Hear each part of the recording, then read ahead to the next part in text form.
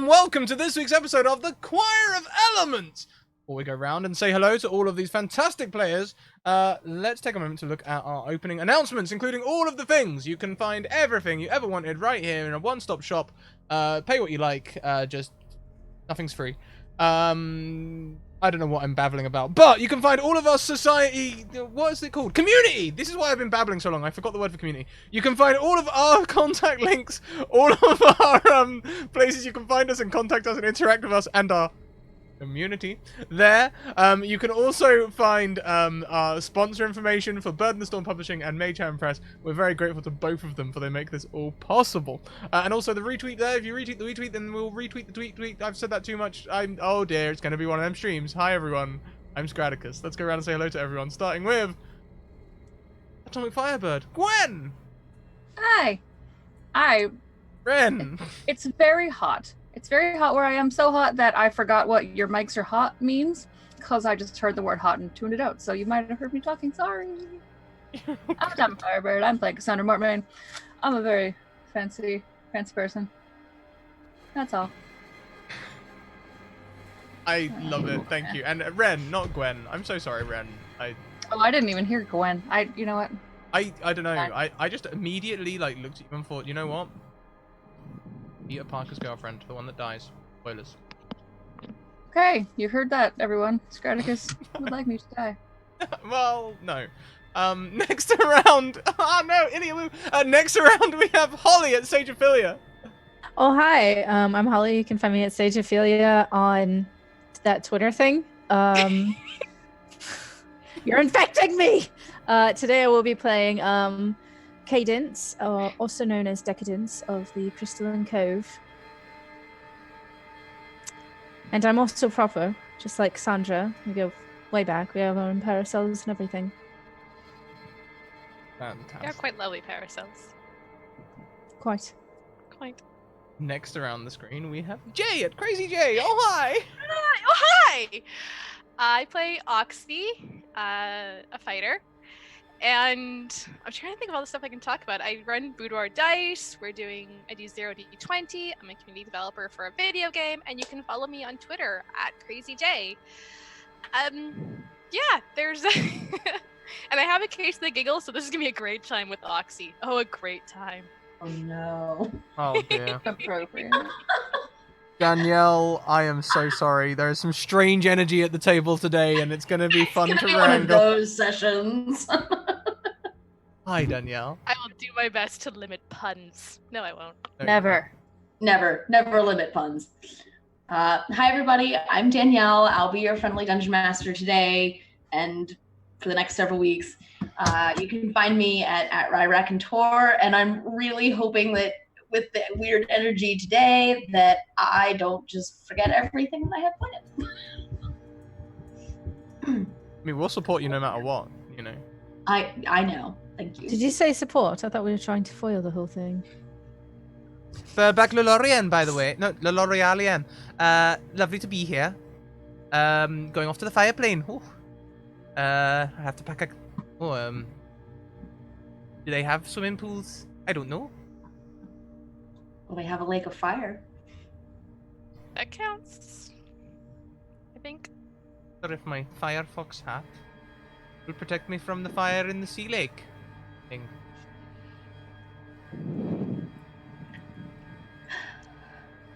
Are you gonna try? I don't know. I think. Okay.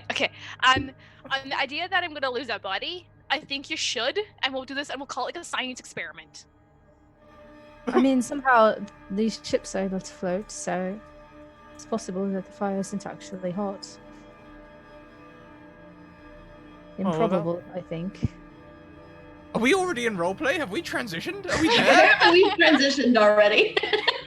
Got real confused. Segue was so good I didn't even see it!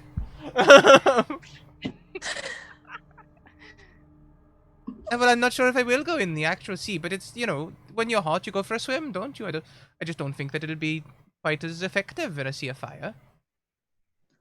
No, I think sort of the whole point of the fire is to make you even hotter, so perhaps if your aim is to melt all of your nerve endings off, it could work, but otherwise I don't think so.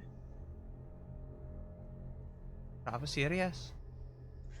I don't know that I could. I mean, I could probably still bring you back from that, but it would be a lot of work.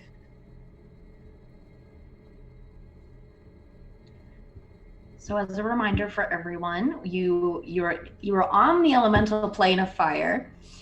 You came through the portal after Oxy, was it Cadence? I think it was Cadence. It was Cadence. Brute forced this portal open with muscles of steel. And when you came through the portal, there were two sets of tracks. One set of tracks led off toward this city with brass walls that you could see on the edge of this sea of fire. The other set of tracks sort of headed off into the wilderness. And I think at the very end of the last session, you decided that that was the set you were going to follow. Yes. Remind me, were they all the same types of footprints? I don't recall. I don't think we actually covered that last time. They are not all the same types of footprints. So looking at these tracks, if you recall, you saw basically three different sets last time. The smaller little like claw-toed creatures, the humanoid set of boot prints, and then the larger boot prints of something that was much bigger. The larger boot prints, there we go. The larger boot prints set off toward the city. And the smaller prints, along with the prints of the humanoid, are heading off into the wastelands.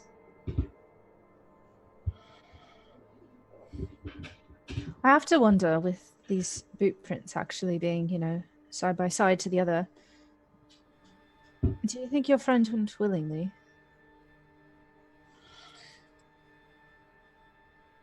Possibly, but it could have been any method of coercion. It could have been some sort of mind control or blackmail or a threat or something. There's any number of reasons why somebody would go somewhere willingly. Didn't we see a lot of blood down in the basement as well? And in the alleyway. Thank you for reminding me. Well, Sorry. apologies, but maybe it wasn't her if she's walking nicely. That's a very good point. Or maybe she fought back. Or maybe she just didn't want to go towards the giant lava ocean. Maybe she ran and was pursued. We don't know when exactly these footprints were made. I think we need more clues. I think we should just carry on. I wonder, what's the terrain like here? Does it happen to be carbon? Carbon. I'm just wondering if I could maybe carbon date the footprints.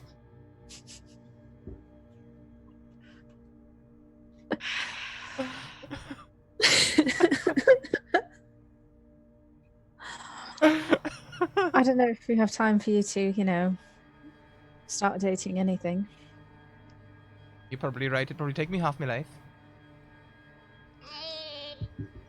You might want to try taking it out for coffee first or something a little bit less serious. Right, nice fruit basket or, introduction to a shopkeep sort of deal. I wonder if they're going to get together. Dates for dates, rights? Disaster detectives for dates. You heard it here first. Oh gosh. So, yeah, I guess we follow the footprints. Foot, right foot, left foot, right foot. Could I make a roll to see if I can tell if they were made at the same time? Like if there's more ash inside one or the other, or Make a survival check for me. let's play. Am I good at that? Haha. Okay. So these footprints do look like they were all made at roughly the same time. So there is a lot of ash sort of falling gently out of the sky here. You can see volcanoes off in the distance. There's definitely a strong wind, so you can sort of tell by the general erosion of the general erosion of the prints and the ash that's fallen into them, that these were all made right around the same time. And they sort of wind off into the waste. They seem to be heading roughly in the direction of the mountains that you can see. Is the waste sort of like desert, flat, or is it? It's flat in places, but it does have like some rolling hills to it. Almost like if you think of a desert with sand dunes, except these dunes are made of ash instead of sand.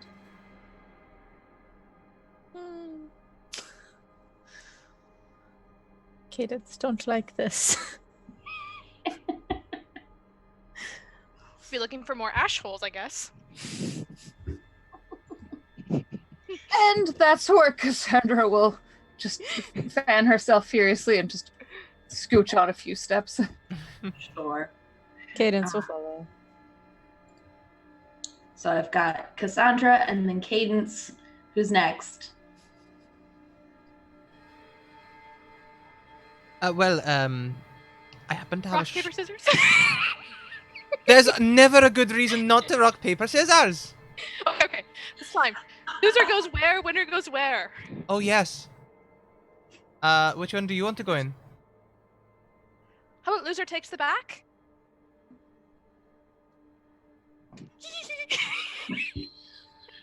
Sure thing. Okay. Okay. Ah! What was that? That was like half a paper. All right, we match. We match. Okay. Okay. Oh. Okay. Stream delay got us there. Stream delay got us. Okay. Maybe I'll help with sound. Yeah, it's gonna go. Ready? 1, 2, 2, 3. 3. You win. Yay! And So take the back. I'll take you. Her back takes the rear. I take the rear.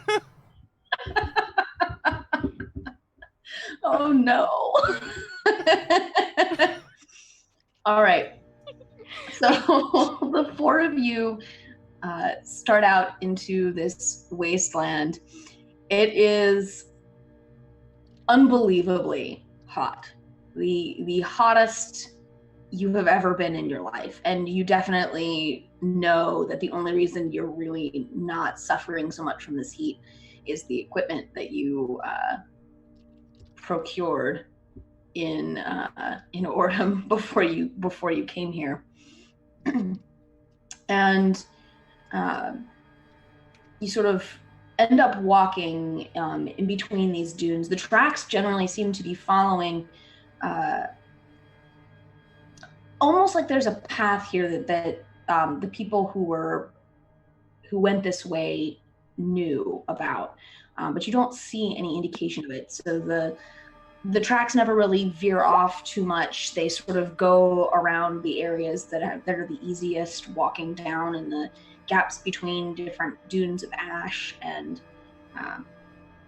in rockier areas where you have a little bit more traction, things like that. Cassandra, you are in the lead. Make me a survival check, please.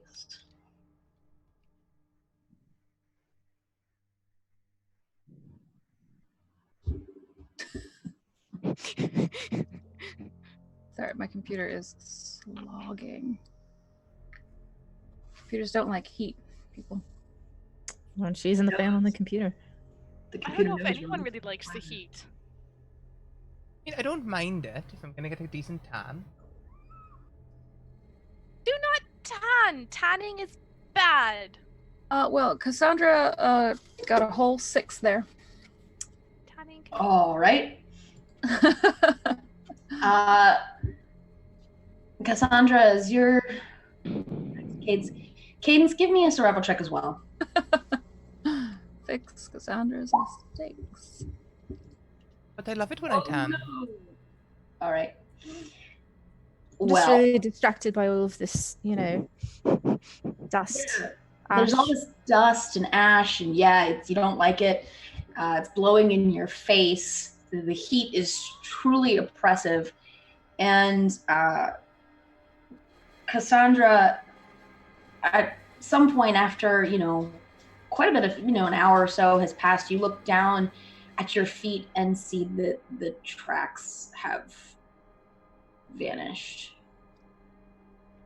And you don't precisely recall when you stopped seeing them. Cassandra will not admit this immediately and look around for anything that seems out of place or interesting to point out when she explains to everyone else what has happened. There's a very large rock nearby. You see what looks like it might be some kind of standing stone or perhaps like a ruined building made of black stone off in the distance a little ways. There are those mountains that you've been heading roughly in the direction of thus far. You can still see the lake of fire off in the distance. Okay, because Cassandra's going to make kind of a show of like pointing her fan at these things and looking like a detective. And then turn around. All right. So here's the situation. And everything's fine. But the tracks are gone. But we can either keep going towards those mountains, or there's a very strange kind of burnt out house there. There might be some clues in there. What do you all think? Well, Do you know when they disappeared? That way a bit. my knee-jerk reaction was, a burnt house. That might be a bit like the city. But then I remembered we're on the fire plane, so probably all of the houses are burnt. However, if we keep walking to them... Could be. But if we keep walking to the mountain, I'm afraid that this journey will just go on, and we'll just keep on traveling from ashes to ashes and dust to dust. That sounds like a horrible fate. That was a stretch, and even I'm saying that. Come on. Come on, Burback. I mean, if anybody else would like to look around for the tracks, they're more than welcome to. I never professed to be the master tracker or anything. I've dabbled in tracking, I suppose.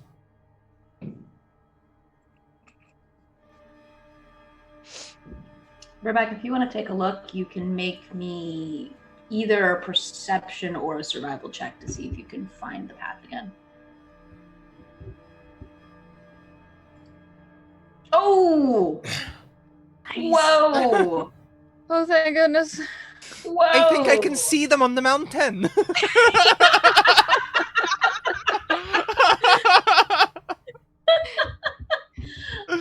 Yeah, with that, you definitely you can see them. They're not on the mountain yet, but you can see sort of gosh,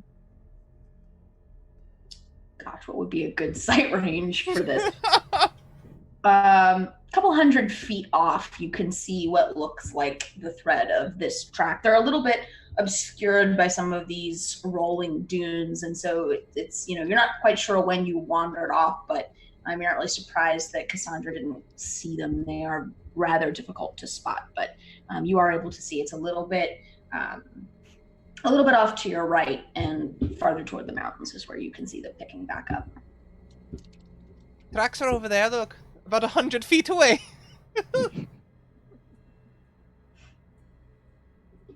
Well, you know, it's so hot here that. Fine, thank you. It's okay. No, there's no need to be worried or anything, Cassandra. It's just what my elf eyes can see. Sweat gets in the eyes. It happens. It happens. And this is why I have a crack team with me. Thank you. A cracked team, absolutely, yes. But Fair enough. Thank you very much, Mirrors, who gifts Brinold a subscription to the channel. You now have Axel. Oh, my words today. You now have access to all of our emotes. So feel free to spam Just roll them. with it. And yeah, Axel. Yeah, that's what it is now. It's the Axel plan. You get emotes and an advantage to gift to any character. And if you upgrade, you can maybe go to the AXN plan and maybe even the XMOPQRST plans. We'll find out. Exotic. Yes. So I suppose the question becomes, do we follow the tracks as originally planned, or, I mean, we could take a slight diversion. I don't want more dust to get blown over them and make them further obscured.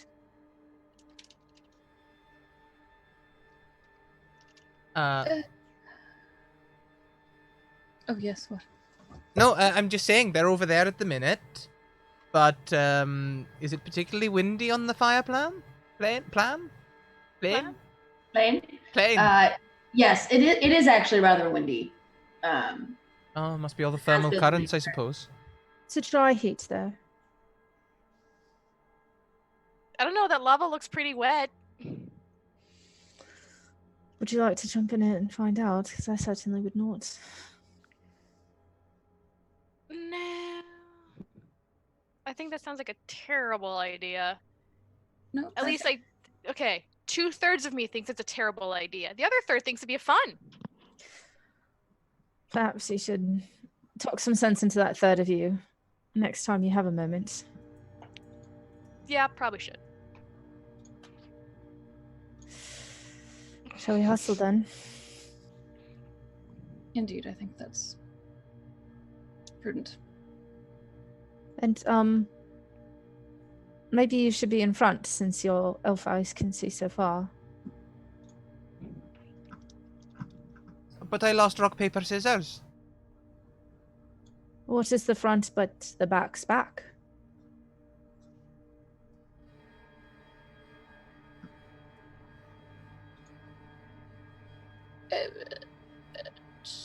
No. Hang on a minute. Go first. Decisive action. You listen to Decadence. Go first. All right then, I'll go up front. Sorry. Sorry, Oxy. Please. That's all right. I'll take the back, I suppose. I'll bring up the rear. I liked having the rear. It was a good pun. It's just behind the times, you know? So the four of you head back over to where Burback sees the tracks and continue on your way, winding toward these mountains. And you can see sort of off in the distance, looks like some kind of dust storm rolling down from one of the mountains, not heading in your direction, sort of heading off the other way, but definitely something to keep an eye on as you continue forward. And Burback and Cassandra, what's your passive perception? Passive perception is only 18. It was not the best out of everyone. 21. I Yes, know that yours was- is 21. Oh, So, Cassandra and Burback, after you've been walking for maybe another 15, 20 minutes, you get the distinct impression that you're being watched. But you don't see anything around you. It's just that weird sensation you get where like all the hairs in the back of your neck are standing up, like you know somebody is looking at you and watching you. You don't see anything. Does it feel like body's watching me? really don't think I like the fire plane.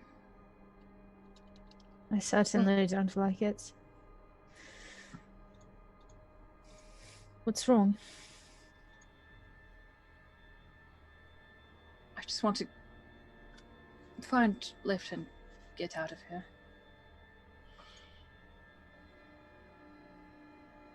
I agree. Do you see something?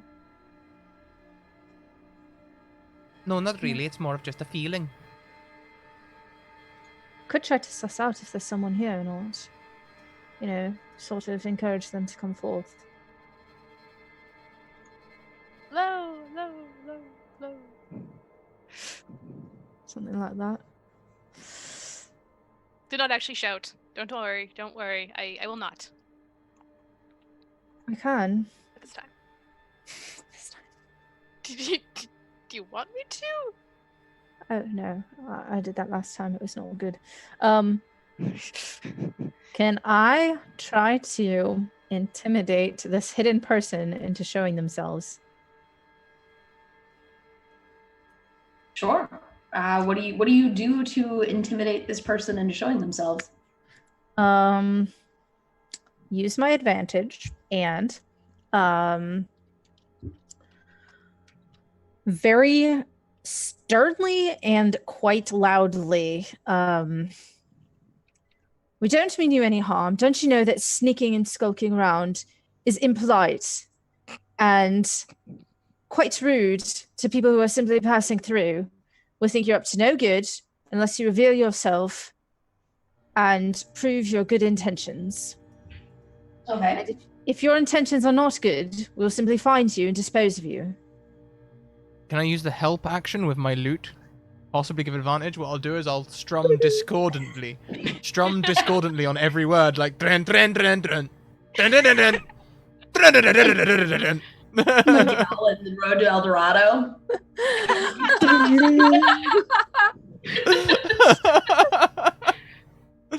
Very angry.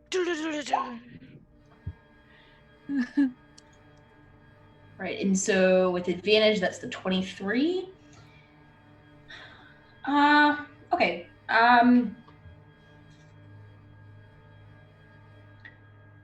You call out, and for a moment, nothing happens. You don't hear anything. You don't see anything really change. The wind is still blowing, but nothing's really any different. Burdock and Cassandra, the sense that you had of being watched goes away.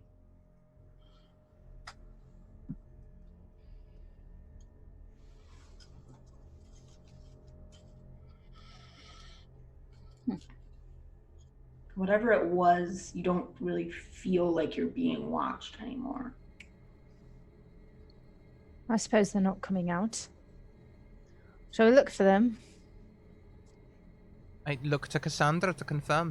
Do you feel the same way?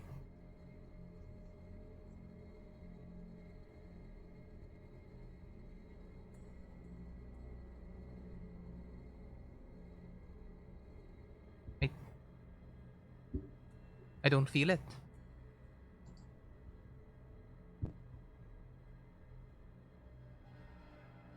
Starting to get a bit worried that we might have jumped into a place that we don't really understand all that well. Very rashly.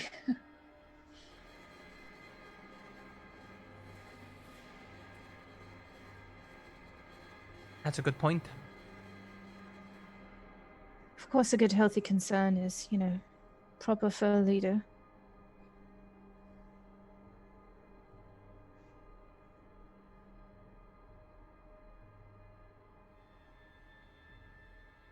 No.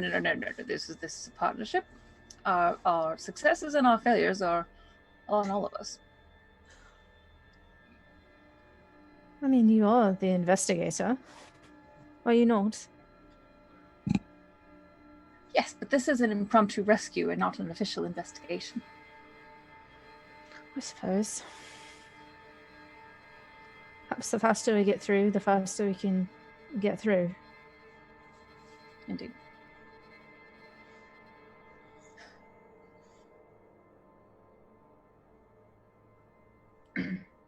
Well then. I mean,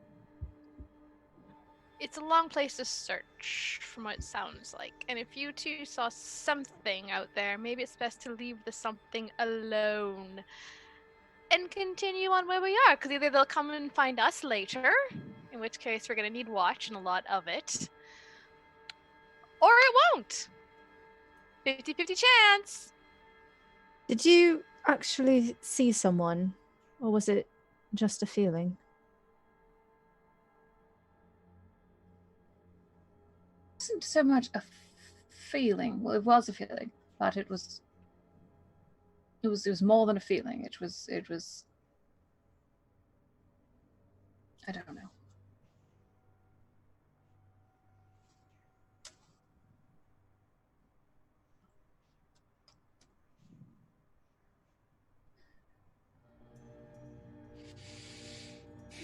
Right. So, prestidigitating myself a bit. Let's just buck up and keep an eye out and keep your feelers tuned.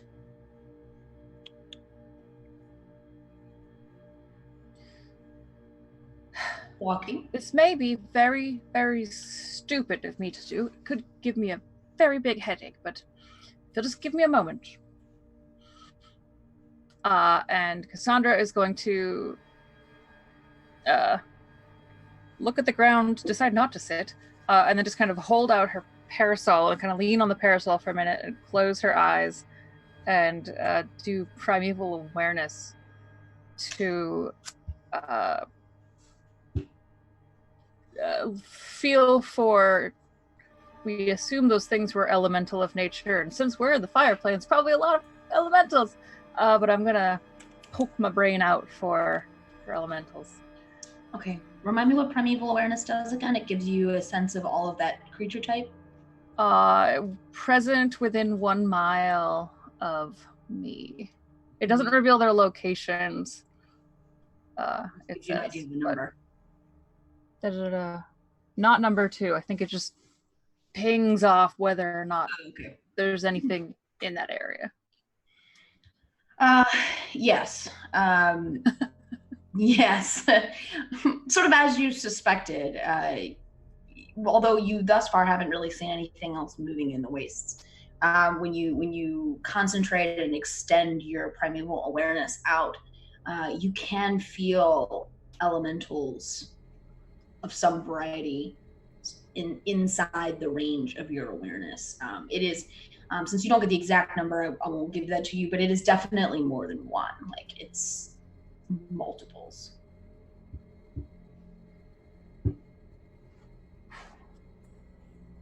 Well, there are definitely things around us. Possibly of the same nature of things that took my friend. Possibly just similar. Let's just keep moving. I think we're a sitting target right now. Should I perhaps draw my rapier? And my axe. If that makes We have your sword and your axe. Gotcha. and my bow. We have a bow. I'm just kidding. I have a sword as well. I believe I have a bow. My bow as well. I do. I have a crossbow. Why do I feel like it's some sort of weird fantasy novel? I mean, there are volcanoes in the distance. Oh gosh. Of course, in my One fantasy, does not you wouldn't merely do this walk dirty. into the fire plane. No, we brute forced our way in fact.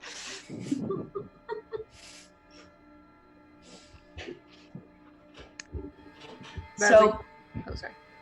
so you guys keep going. It sounds like Yeah. just a little bit more, a little bit more wary.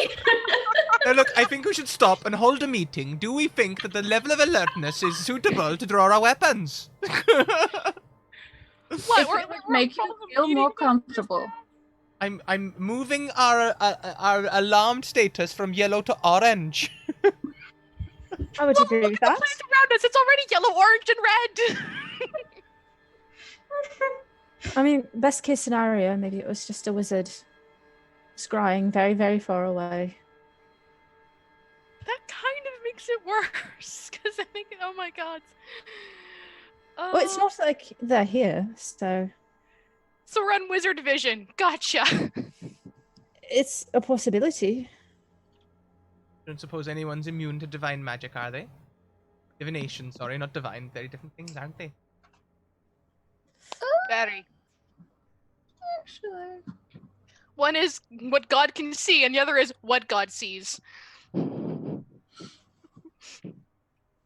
Well, wait, isn't it normal to go around with items that protect you from divination? That's just good practice in detective work.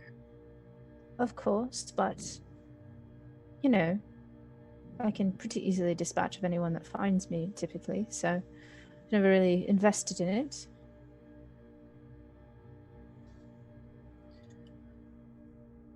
I'm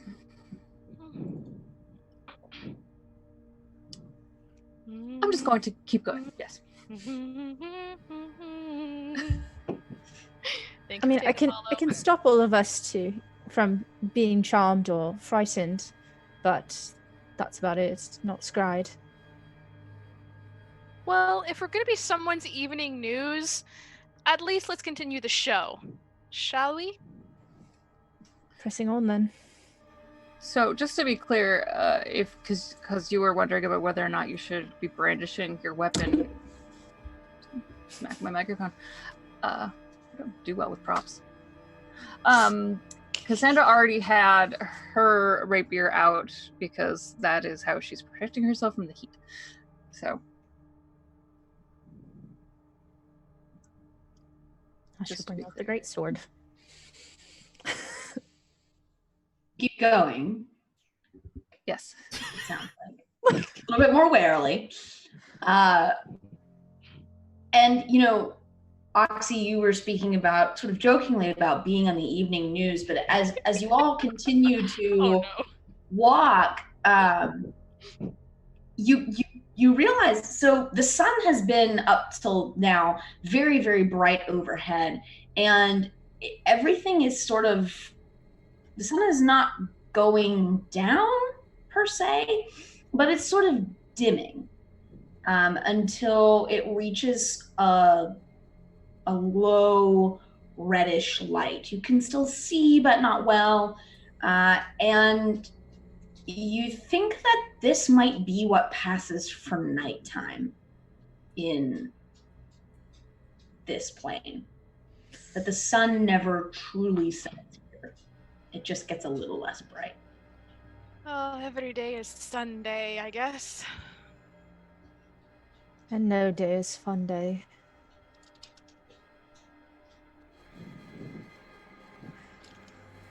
I don't know how we're going to sleep here. We can't. I'm pretty sure that if we put our bodies on this ground, we're going to burn up. It's very hot. Well, there was that house. There was that house. There was that house. But would it be suitable for someone, you know, all fleshy like us? Or would it be built for someone who lives here?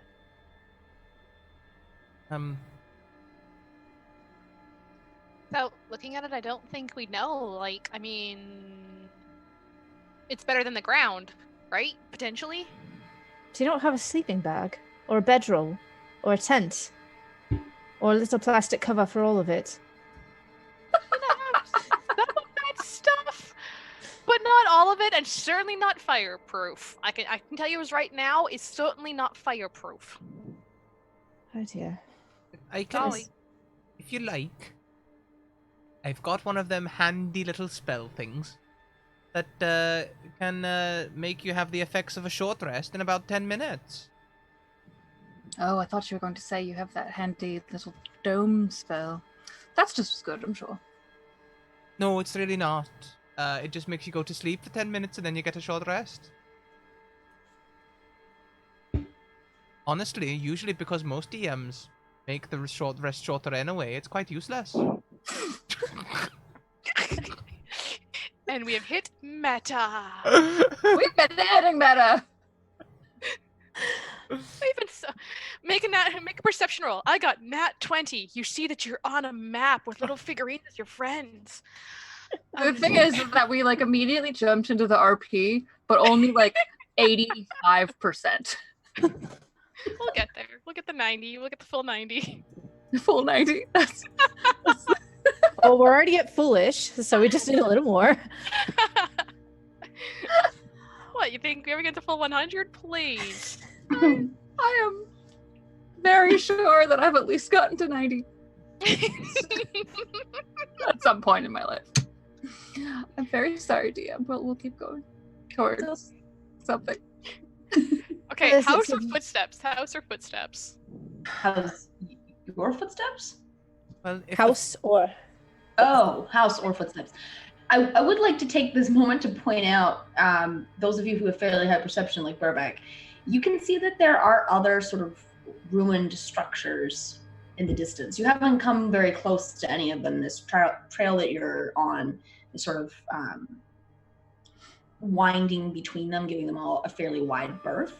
But there are other ones that are a little bit closer than that first one you saw, which is a little ways back now. But we don't have to go to this house. Along the way where all the footsteps are, there's lots of other houses. Maybe they're walking between the houses. We could test that theory by following the footsteps to the next house.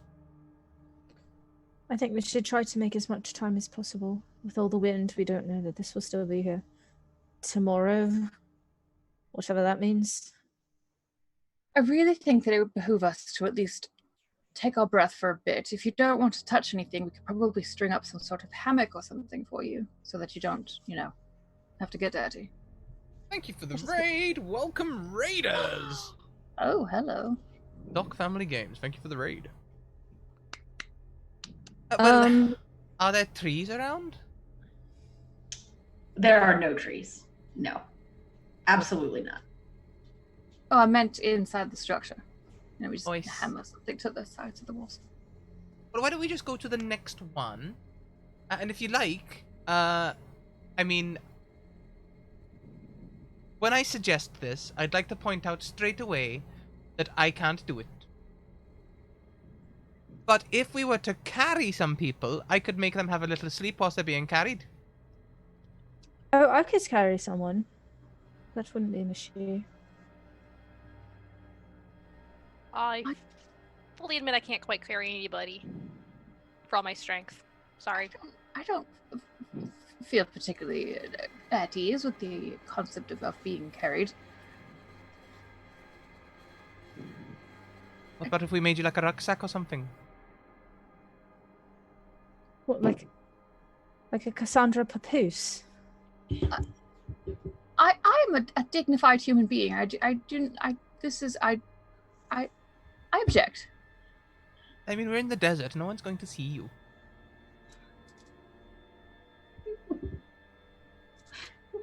What happens in the desert stays in the desert.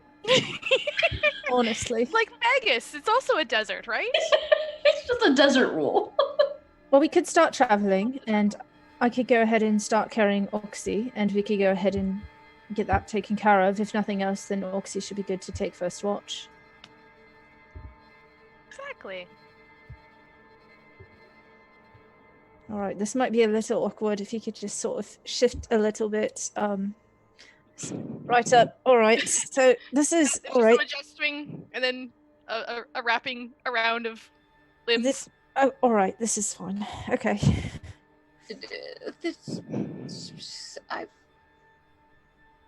Keep going. Right. I'll stay in the middle. Now, this is one of them spells where I need to get consent first. It doesn't work unless you're willing. So, do I have permission to send you to sleep? You have my permission to send me to sleep. Boom. A level 3 spell that to make you have a little sleep.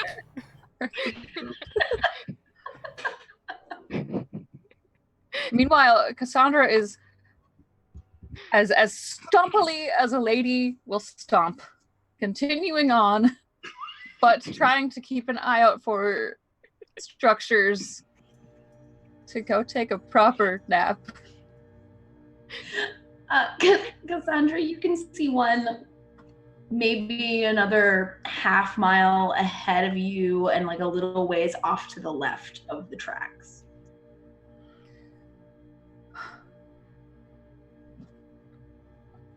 She's going to wheel around. Look! Perfectly adequate. Thank you very much for gifting that sub. Dog Family Games, you have an advantage to gift to a player of your choice with your subscription. Please let us know who.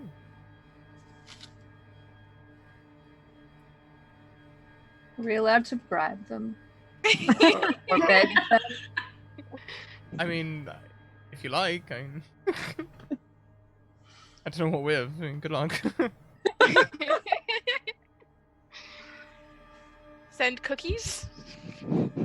Oh, I can't beg. Yeah.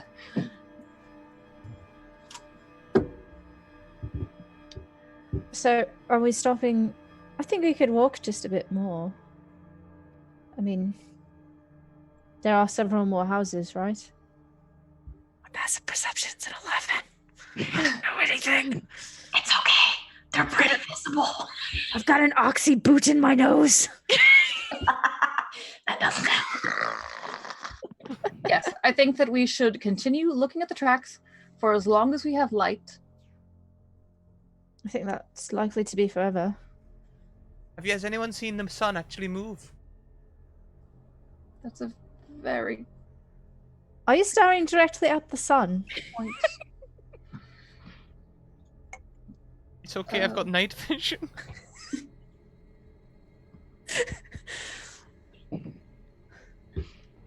Anything that probably makes it a little bit more painful. So, okay, I have a weird DM question. I have a weird DM answer.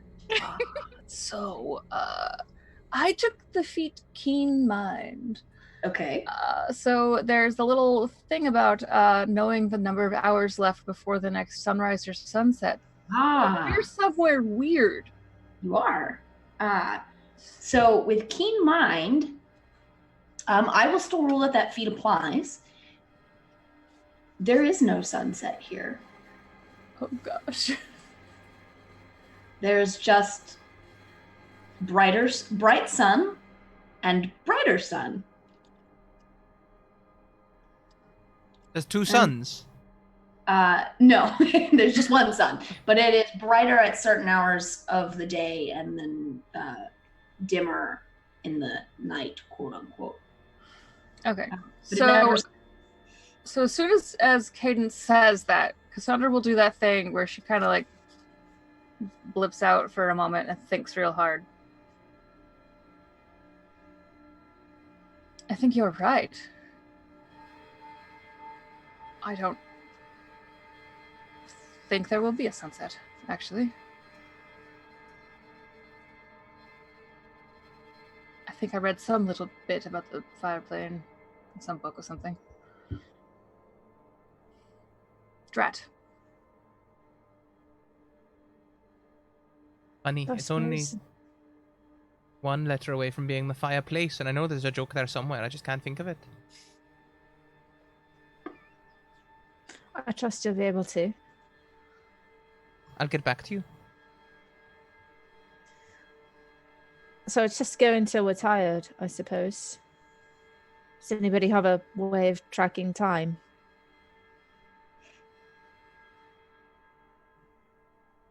I think I can reasonably... Yes.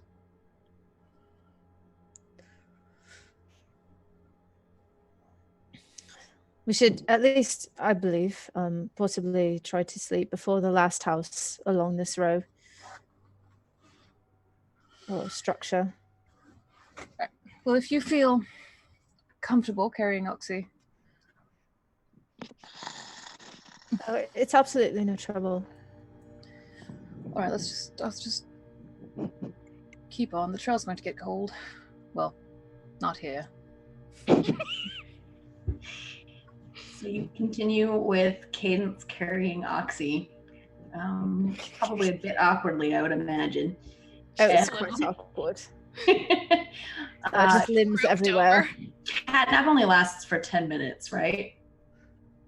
Yeah. I think. So yeah, so you'll wake up after a few minutes, still being carried by Cadence. The sun's gotten a little bit dimmer, but that's really the only big change.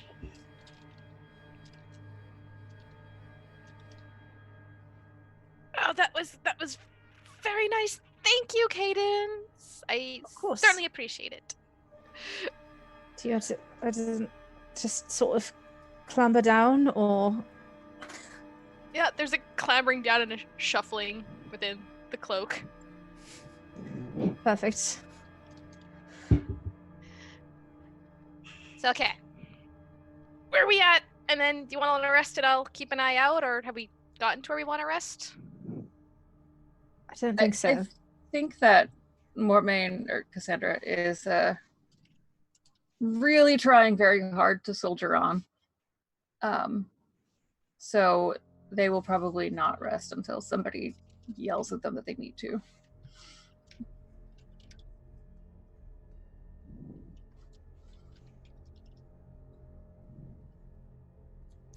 I'm the Okay. same. Do I have to make you all rest proper?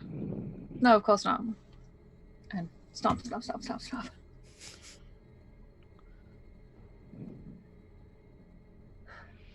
It's at least we'll sleep by the last house or structure. Grimaces.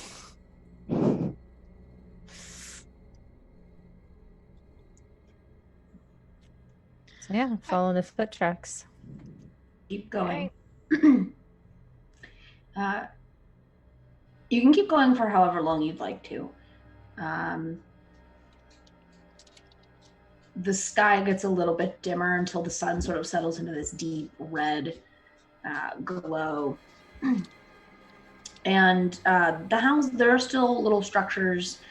Some of them are houses or look sort of like houses. Others just appear to be standing stones, all made of this black stone. Could be obsidian. You're not quite sure. If you got a little bit closer, you might be able to figure that out.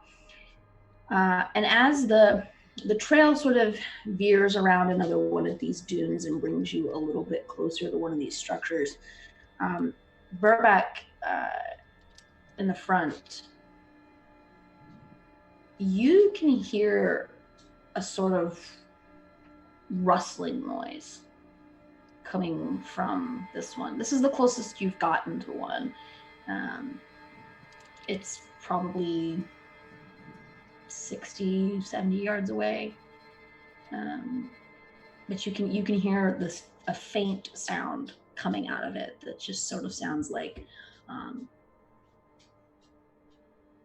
maybe like the clinking of metal on metal, but very quiet because you're still pretty far away, coming from this structure. And it doesn't have any openings on the side facing you, so you can't really see into it.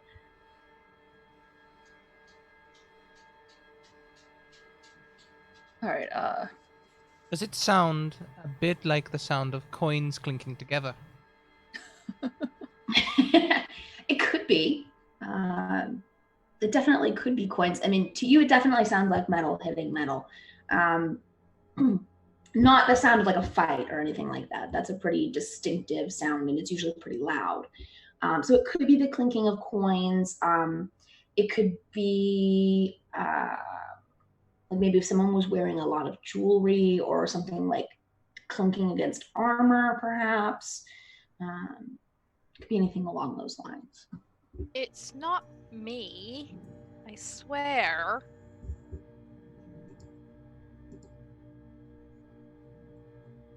You I think didn't do there's it. someone alive or something alive in there? I think that perhaps we might want to go poke at it a bit quietly, huh?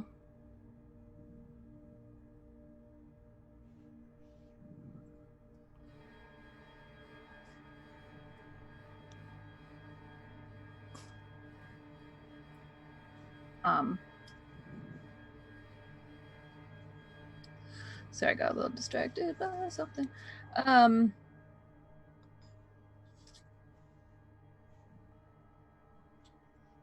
I am. Cassandra is going to, look around at everyone and just cast Pass Without a Trace. Blessed. I think we should scooch up and see what that noise is. I love a good intrigue.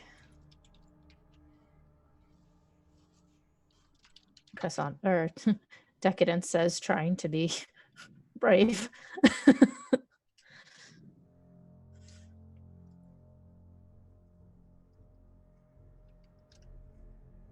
We'll be fine. Don't worry. I've got your back. All right. I think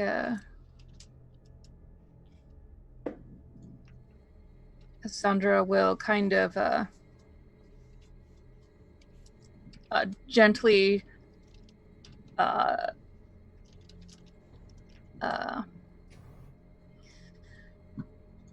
am I talking about? Kind of tap her back, just like on the shoulder. Do you want to do that thing where you're a bit sneaky and go pop your head in the window?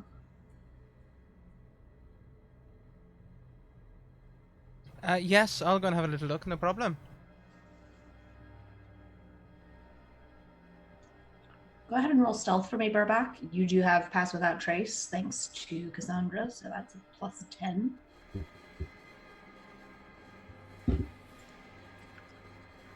Yeah, so with an extra 10, that'll be a 39. Whoa. Yeah, you're practically invisible. As you move across the ash, your feet don't make any sound at all as you sneak off toward the structure. How do you want to approach it? Cautiously. I want to go heading towards the sound of the coins clinking specifically. And try and figure out what it is without showing myself. Okay. Okay, so you get maybe a perception check too.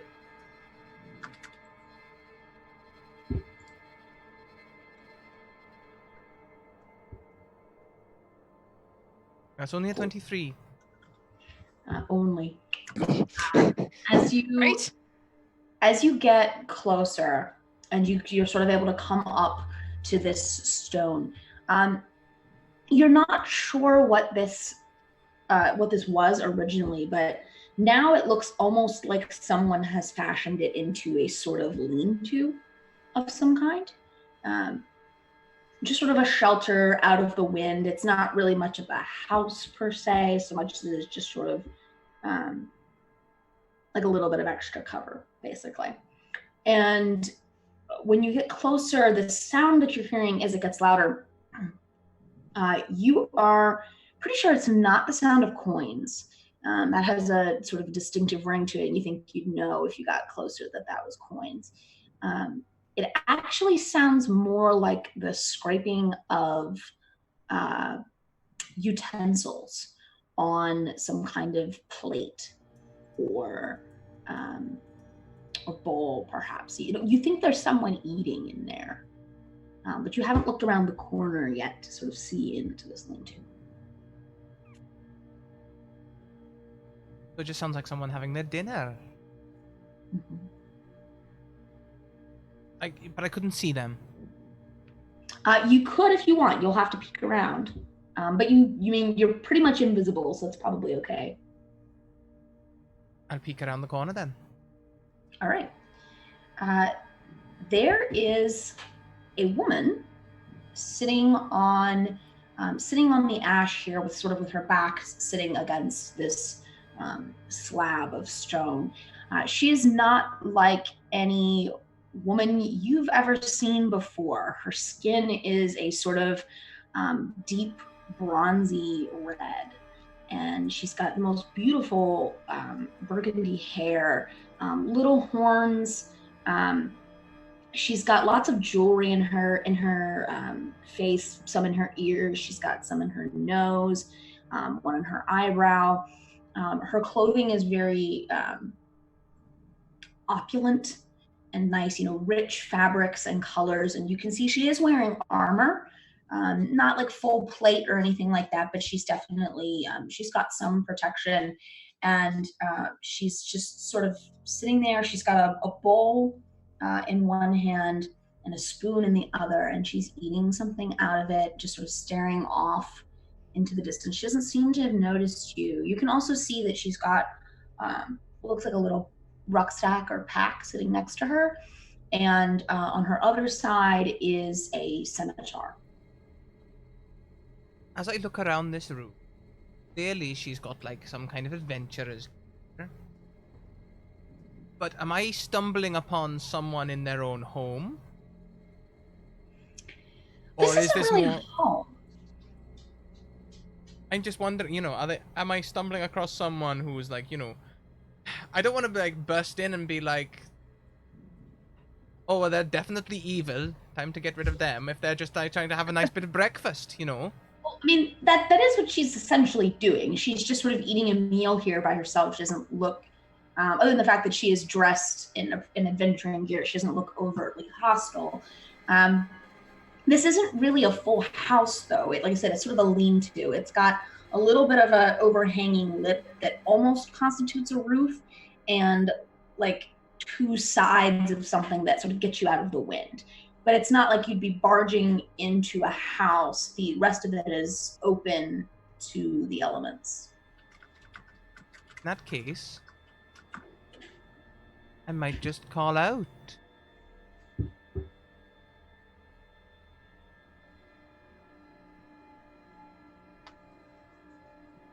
Hey.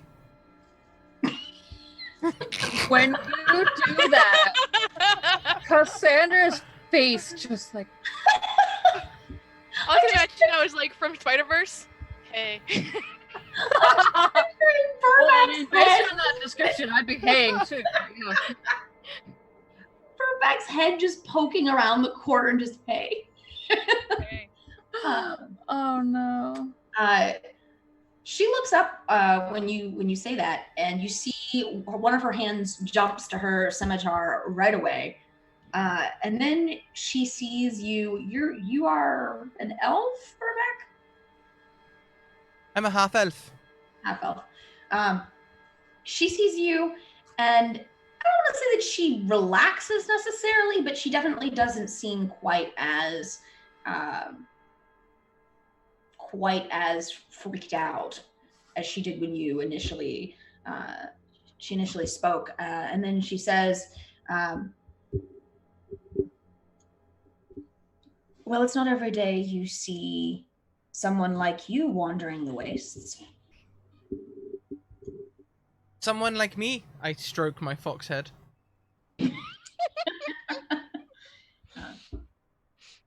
And well, I'm actually quite new around here, to be honest. And you look like an adventurer. It looks like you found yourself a meal.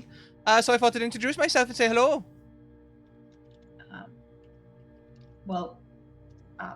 Hello, I suppose. I mean, we don't see a lot of elves and humans and such here. Is there? What brings you here? A friend. Isn't it always a friend? Someone's gone missing. Seems like they ended up here. We're following this track along the desert. I'm Burback, by the way. Burback L'Orealien. That is a mouthful. Do you mind if I just call you Burback? You can call me Burback if you like. My name's Ashen. Shim? Ashen. Ashen. Oh.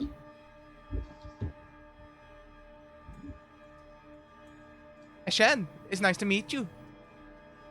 Oh, it's nice to meet you too. And I do agree, it is always a friend, isn't it? I have incidentally, I grabbed the back of Oxy and I grabbed the back of Cadence and I just like scooched us behind a tree and I'm just like, I don't think there are trees here. are some objects. Scoot yourself behind Cadence. I don't know what Burback's doing. I'm alarmed. Oh, it turns out my friends aren't with me. They'll be along shortly, I'm sure. What brings you out here? A friend who's also gone missing. So we have that in common, I suppose. Oh.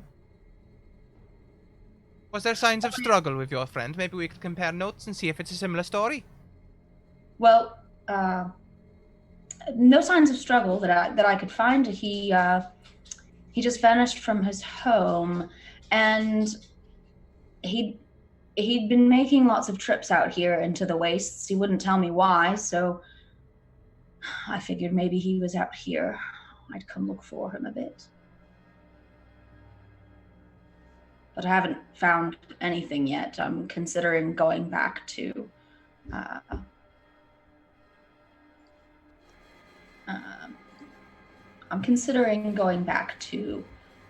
the City of Brass. Oh, yes. It's not far. It's only about, maybe a mile or so. Oh, yes, I live there. I know. Oh, that's nice. Is it nice? It has its moments. It's mostly nice. Well, Most. You said you're following tracks? I mean, it looks like they're heading out towards that mountain. she sort of looks in the direction, and she's, you mean that mountain there? And she points. Is it the one? There's only one mountain, right? Well, there's a whole range of mountains, but you've been heading generally in the direction of one mountain, one of these closer ones. If she points towards that one, I'll be like, yes, that's the one. I don't suppose you have any advice. Caution. That mountain there. Do you know what you're headed toward? Well, I assume it's either a big pile of ashes or a big pile of dust. Neither. Although that might be better for you. That mountain there, we call it the Ash Mouth. That is, that's where Emberlung lives. Emberlung, Emberlung, Emberlung, Emberlung. I feel like I've heard that name before. Can't quite remember off the top of my tongue what it was about. I do wish that Cassandra and Cadence and Oxy were here, because they know all about that sort of stuff. No, they're not about. Is this the part where we go up and... See what mischief he's gotten into? I think so. Alright. Right on schedule, I think. This is the part we go and see what mischief they've got themselves into. We're gonna have to. We really have to now. They've called our name. Well, at least we can skip a proper introduction then. Save some time. Goodness gracious, why did they... Alright, I guess it's my fault. I didn't give them instruction. Well, it's my fault, it's fine. We'll just go. Go say hi. Let's go be polite. Polite is nice. Right? Look, here they come now! Now, this is Cassandra, this is Oxy, and this is Cadence, and this is Eshin. She's been very nice. Eshin. Sorry, Hello? I didn't check. It is she, isn't it? Oh, yes, she. It's very nice to meet your acquaintance. It's nice to meet you as well. As I was telling your friend here, it's not very often we see folks from the material plane wandering through the wastes. It's not very often we go to wander the wastes. I could definitely see where it would be a bit of a challenge for you. Yes. So your friend was telling me you're headed in that direction.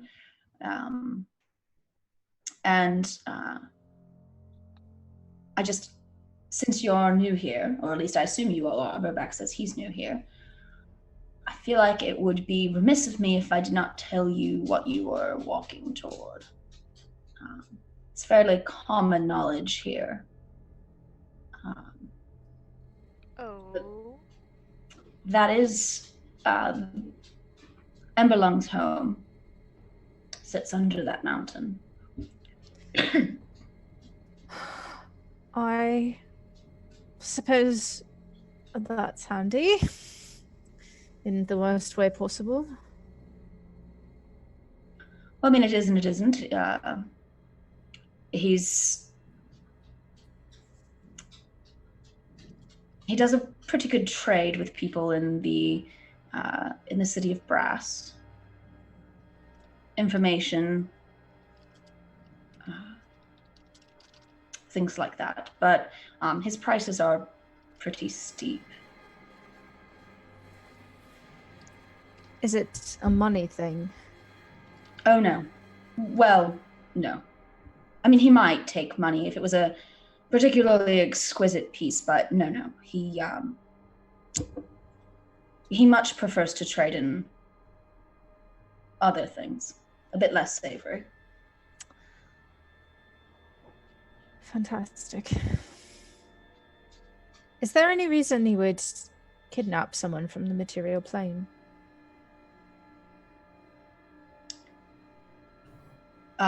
Yes. Well, he would never go himself. He doesn't. Of course. He doesn't really leave, but the masters never do. Well, look, okay. I didn't want to say this. I was hoping to avoid setting you off if you really are headed in that direction. But Emberlung is a collector of people.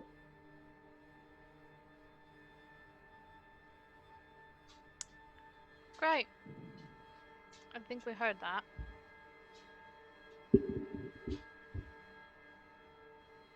So while Emberlung himself would probably never kidnap anyone, he would be more than happy to accept someone as a payment.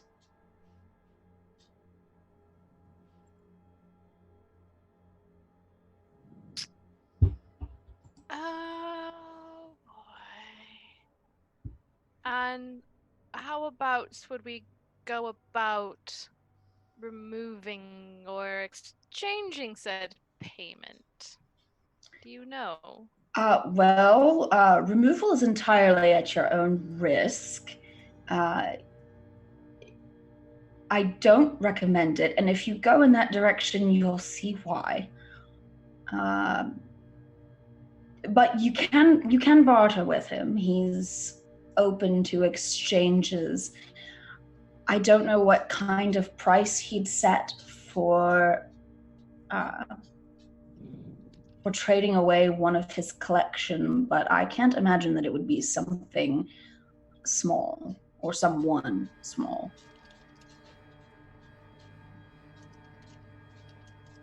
I mean, I'm sure we'll work it out once we get there. I mean, you can definitely talk to him. He doesn't normally eat people who just come to make a trade. I'm sorry, eats people. What is Emberlung exactly? A dragon. Oh, fantastic. Home field advantage. You know, we're not all savages that eat people. Just, in case you were unclear. No, I have nothing against you. I mean, he is and she raises her arms. One hand still got the bowl in it, and she's like, a dragon. Right. Okay, Cadence, I'm really sure that Ashen? It's a Ashen. lovely name. Thank you. Sure that Ashen didn't mean anything by it. Of course.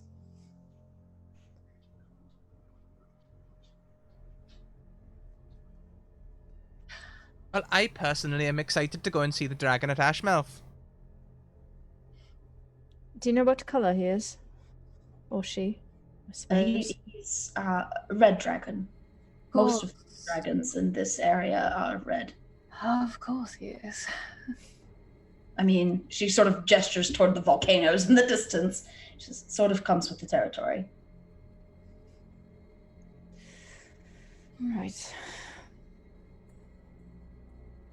Okay. Oh.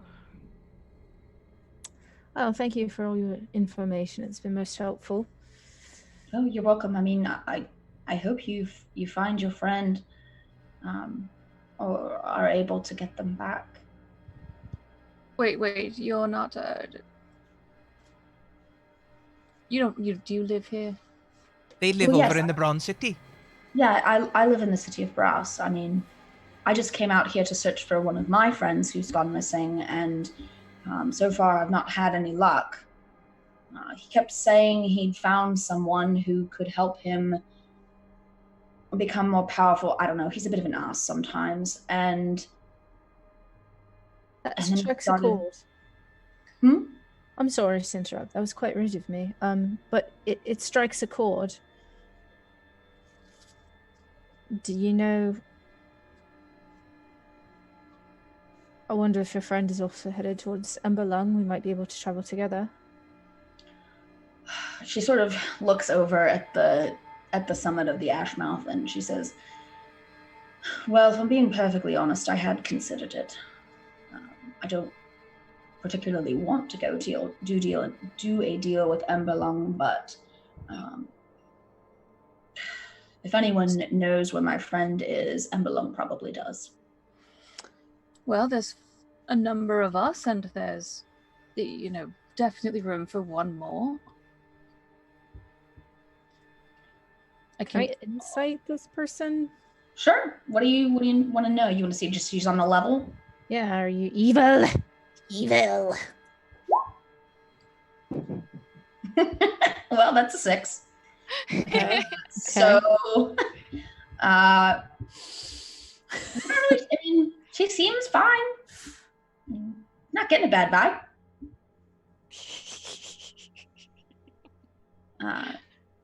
And Cassandra, she looks at you and she says, "Well, I suppose there's safety in numbers, and I would be remiss if I didn't at least go ask."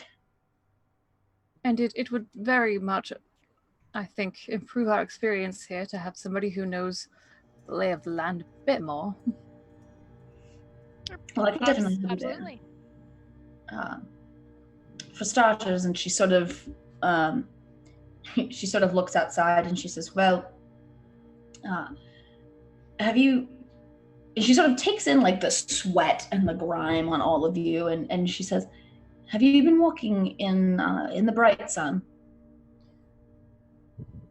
Yeah. Is that the bright sun? Because that's what we've been walking in. Well, that's the dark sun there. The bright sun was about an hour ago when it was, very, very hot and sweltering. I mean, it's not still. Prestidigitate. Says she holds her bowl up and she says, "This is breakfast. Most people here find it easier to go about their business in the dark sun rather than the bright sun. I know that will seem a bit strange to you, but it's terribly hot." I feel like Cassandra will also take this moment to prestidigitate, feeling self-conscious about all of that. Well, see, already very, very valuable information about this place. I'd like a word with one of my compatriots for just a moment. Oxy, would you talk to Ashen for a few minutes? Certainly. I'll make sure to entertain her with my juggling trick. I'm gonna pull Cadence off to out of hearing distance.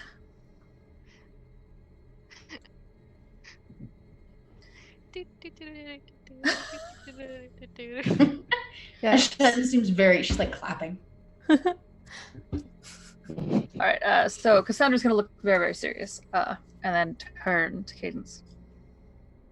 She's cute, huh? Oh, quite cute.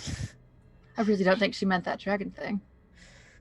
No, but it's always an uphill battle, All right.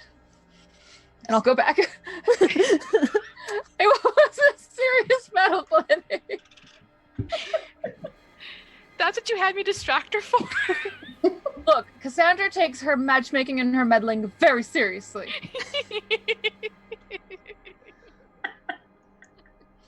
So where were we? Oh, that's great. Well, I was just getting ready to start my day, but you look like you might be wrapping up yours. Do you need a moment to rest for a bit before we keep going? Is that healthy for humans and etc.? Well, I mean, are you able to function without sleep? Not really. Not well. Yes, actually, I think I am. Aren't I? Does that carry across into... Oh, no, it doesn't. Oh, that doesn't come across with the half-elf thing. Alas, Yes. no, you do not get your 4 hours. I would quite like a nap, at least, but looks around at disheveled hut and tries to be polite. I would hate to, intrude. Oh, you're not intruding. I mean, this is. She says. She sort of looks around. I mean, again, this is not even a hut. This is like a lean-to. And she says, "You're not intruding. This is just a shelter. It's not even mine. It's just a place that I sometimes come to rest when I'm out here." Fantastic.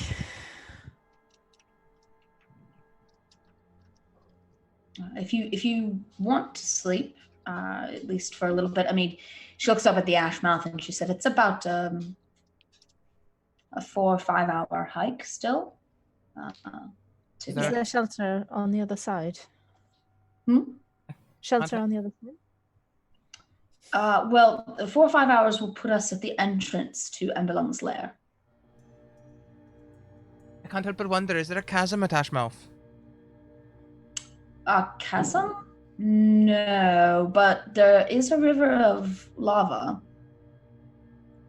Lava. No, that doesn't work. I was just wondering if maybe there might be chasm Ashmouth.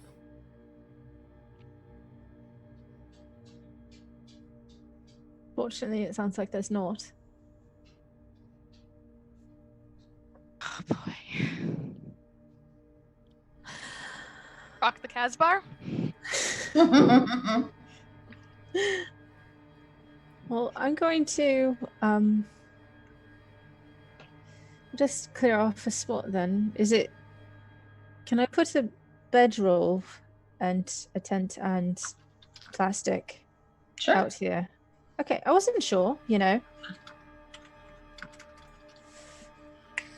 Just sort of prestidigitate. Just Oh, I'm nearly done now.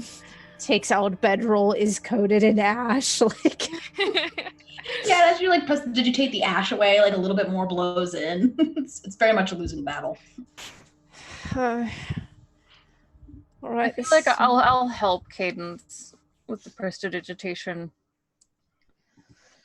It's sort of. Thank you. I appreciate it. I'll just have a quick nap. Carrying Oxy is. I'll help everyone get in the mood for rest. I'll stay up and keep watch. Somebody once told me the world was gonna... I quit. Veto. God, Very delicate song. I have made so many mistakes in naming things. No matter what you name, there's going to be a joke that we can get. It's a lose-lose scenario. If anyone needs it, they can have an extra d6 of hit points. Yeah. Hey. Okay, so Cadence is setting up to take a nap. Oxy's gonna stay awake since Oxy already took a nap. Sandra, what are you and Burback, what are the two of you doing? Cassandra is fussing a little bit, helping Cadence prestidigitate enough to get to sleep, and just kind of making sure everyone is comfortable and kind of mother-handing the whole situation. And then once everyone seems like they are good to go, she will finally just drop and pull out a bedroll and just pass out because she has very much overextended herself. Cool. What about you, Burback? You sleeping? Yeah, well, I'm pretty tired too.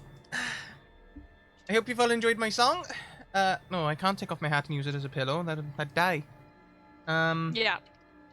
I'll just have to lay down then, I guess.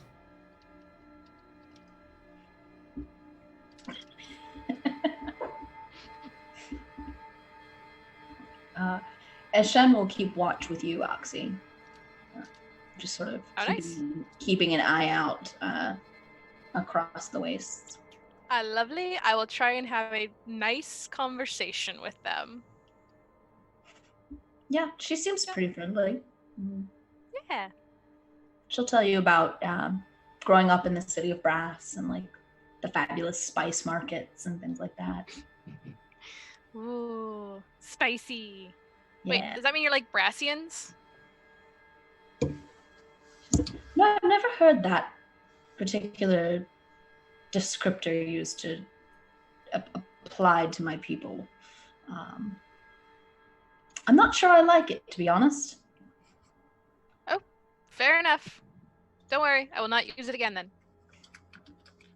No offense taken. At the end of about an hour or so, she will start waking those of you who were sleeping up. Cadence wakes by just vaulting out of everything pretty much as far as possible, and just immediately is already like self-cleaning. Already casting prestidigitation. like wakes up and just I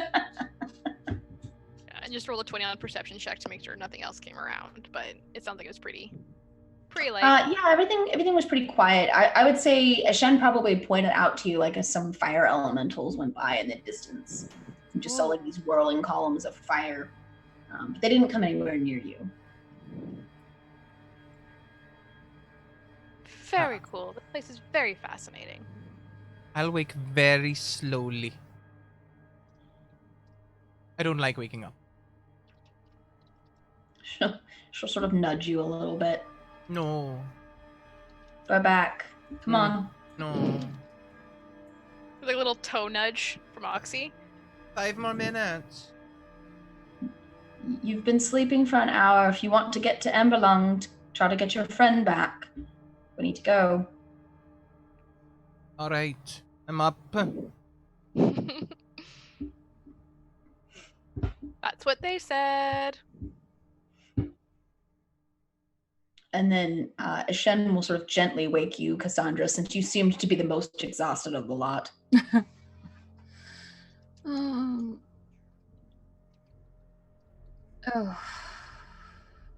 Drat. Good. Not morning. What time of day is it at this point? You can call it morning if you'd like. That would be the equivalent.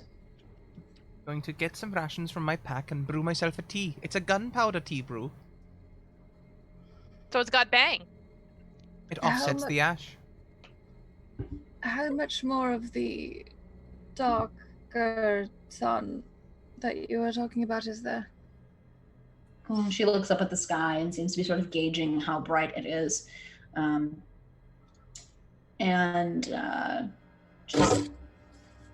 There's probably another 8 or 9 hours of dark sun left. I mean, it's not steady. It will start to get brighter as the day goes on. So, of the truly darkest time, we probably have another 4 hours or so, which is just enough to get us to where we need to go. All right then. Thank you. Of course.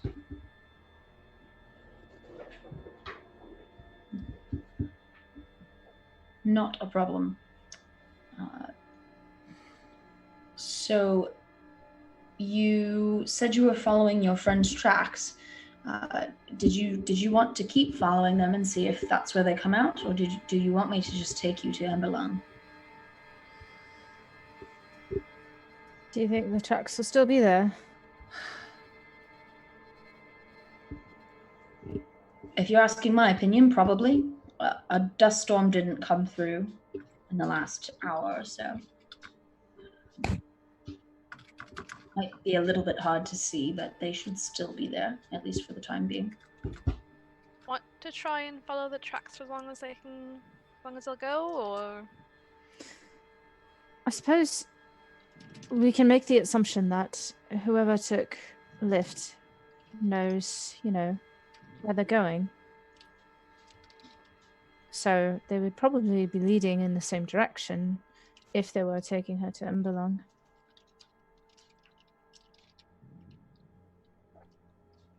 Right? Would hope so. What if it takes us a different place? Then we have no reason to go to Emberlung, but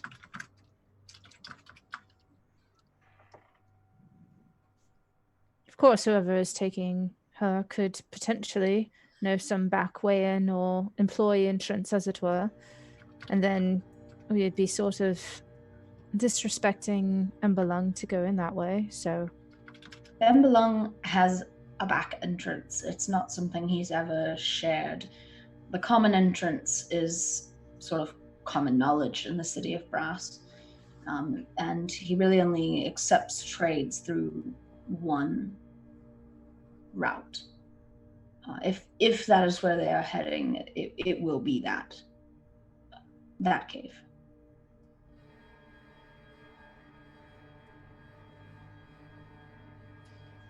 Cassandra, what do you think? Follow the trail or go straight to Emberlung? I really think that everything is pointing us towards Emberlung. I really don't want to go converse with a dragon today. A big scary kind. But probably he will have the information we need. All right, straight to the Dragon's Den then. All right then, follow me, and keep an eye out for any movement through the wastes. Just for all that they may look barren, there are plenty of creatures that roam up here. And Ashen will stand up. She sort of collects all of her gear, tucks it back over her shoulders and everything, slides her scimitar into its sheath at her side, and starts trekking off toward the mountain. I follow. Foot, right foot, foot, right foot, foot, right foot. Tell me, what can my elf eyes see? I fancy having a look. So and I have a thing. Hang on, I have a thing. Let me click it because I have a thing. I've got an eye for detail.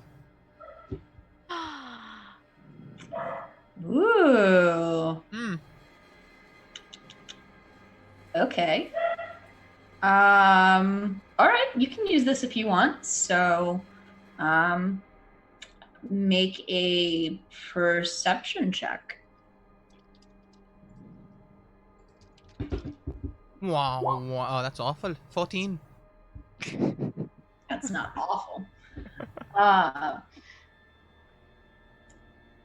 You see off in the distance, pretty far ways away, is what looks almost like a snake, but a really, really pretty one. Beautiful orange and red and yellow scales. And it's sort of It's slithering around, and every so often it kind of rears back up, and you can see it a little bit better when it's not on the ground anymore, and it sort of looks around and then goes back to wandering away. It's not coming anywhere near you, but it's sort of just wandering. My bow. Ashen, Yes. are the snakes around here edible? She turns to follow your gaze and sees what you're looking at.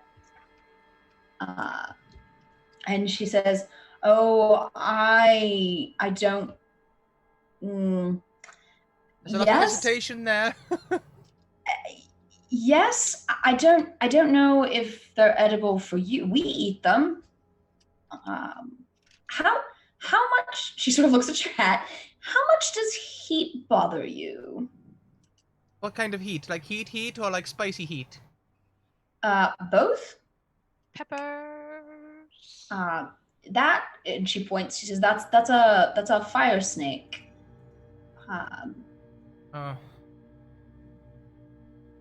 Cassandra will come up behind Burback and sort of just like touch them on the shoulder. Here. And she'll hand them some rations. If it's too hot, I can always change the flavor of it with prestidigitation.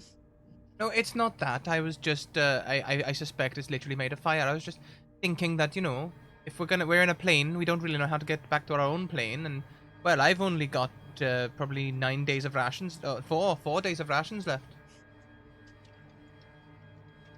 Just thinking when we see game. Well, worst comes to worst, I could take you back to the city of Brass.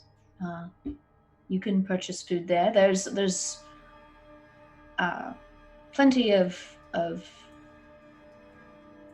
folks from the material plane who come through the city. I'm sure you could find anything that you needed. Flavor aside, does it actually like... Well, they emit heat. Right. I mean, that's why I said I don't know how much that would bother you. For me, it's not really a big deal. Well, my people are unfortunately called dragons, so probably not a good idea. Then I really wouldn't recommend it. No. We're definitely gonna have to try and keep a lookout for any edible things. Oh, we could just go back to the city and do some trade. I do like doing trade. Is there a guarantee that they'll actually have food that's edible for us? Oh, they will. Like I said, we have humans and elves and dwarves and such that live in the city of Brass. Okay. So we have a whole section of the city. Can we do that after we visit Emberlung or before? Since the journey doesn't seem to be that long, right? No, we could, if we go visit Emberlung now, we could probably be back in the city of Brass tomorrow, maybe the day after, depending on how quickly you want to travel.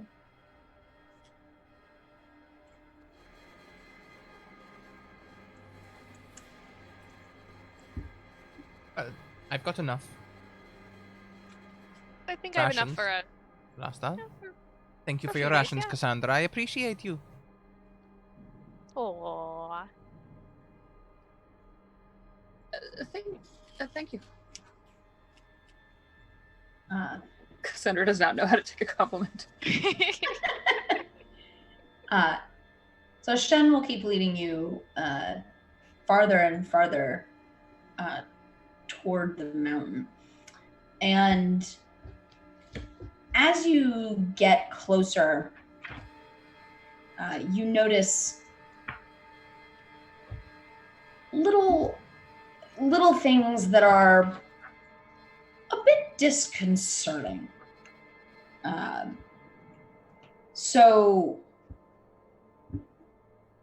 For example, there are, gouts of fire that spring up, and you see magma vents in the ground that are just sort of oozing lava out of them. And it's just sort of pooling and hardening into rock. It's not really going anywhere.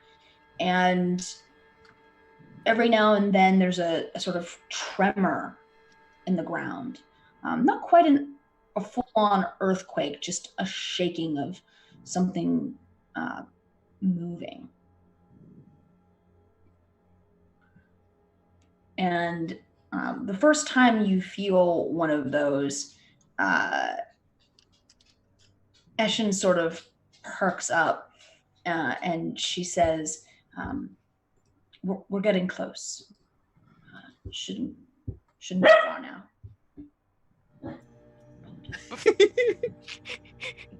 That's an elemental in the background. Yes, that's the dragon barking. Why is it the ground like this? It's a dragon. I mean, this is technically his lair. Don't worry, some of them can be quite civilized. It's not going to say it's harmless if you accidentally get caught in something, but I'm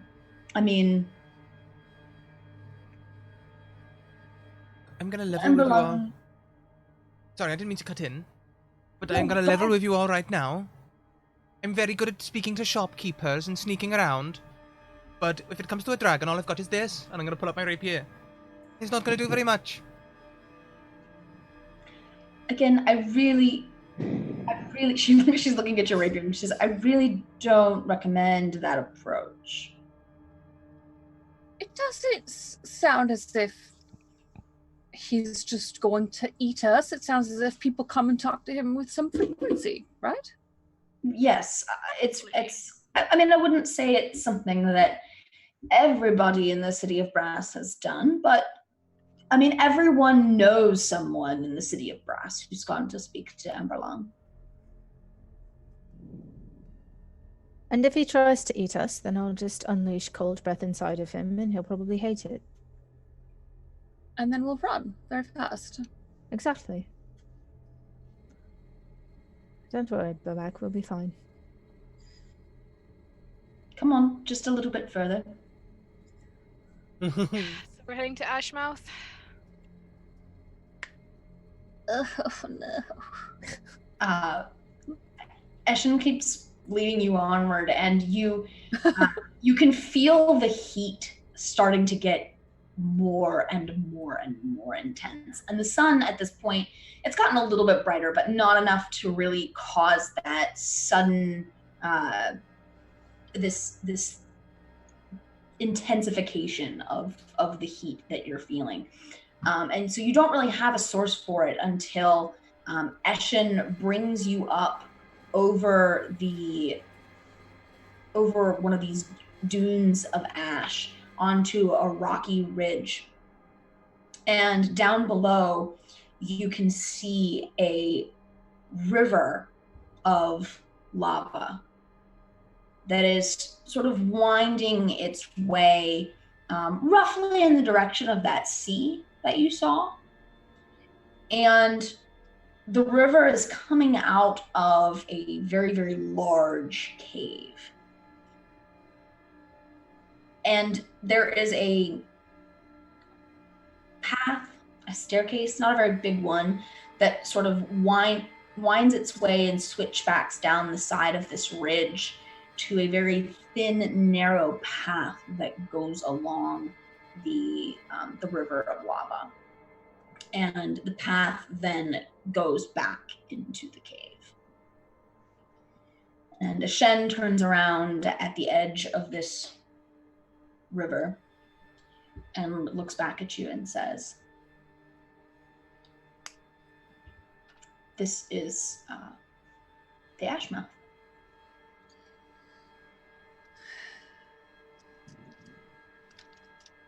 Oh, good. It's a literal ash hole.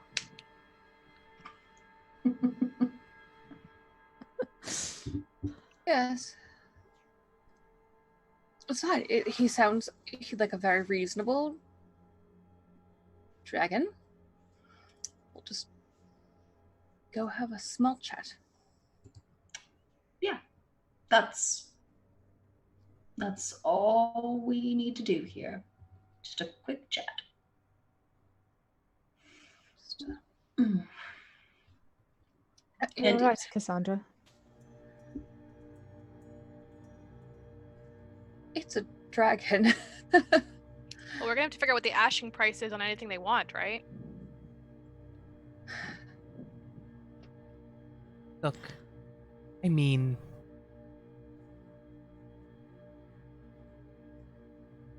I have a bit of a silver tongue. Maybe we can deceive or persuade the thing to let our friend go. But there'll probably be a cost.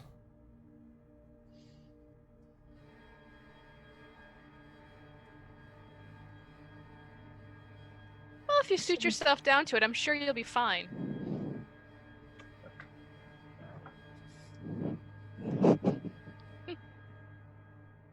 Oxy, you're fired.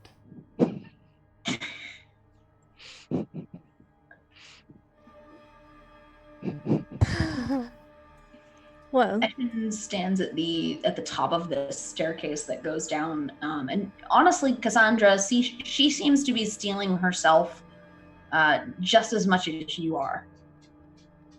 Cadence is not phased. Having grown up with dragons, is kind of like, okay, it's dragons, red dragons, but dragons. Still familiar territory for you. Yeah, just quite a bit dirtier than, the silver crystalline cove dragons. In seeing that Cadence is chill, I think that is enough motivation / inspiration for Cassandra to kind of like calm down a little bit and refocus her energy. You're so brave, Decadence. It's thank you. I just, I could turn to Ashen. I know we really didn't have all that much chance for small talk, but Decadence, one of the bravest folks I know. I'm strong too. You should just stick by her, I think, for this. And then I'll walk off. The opportunity. Then I'll just walk off a little bit, like a few steps ahead, and let.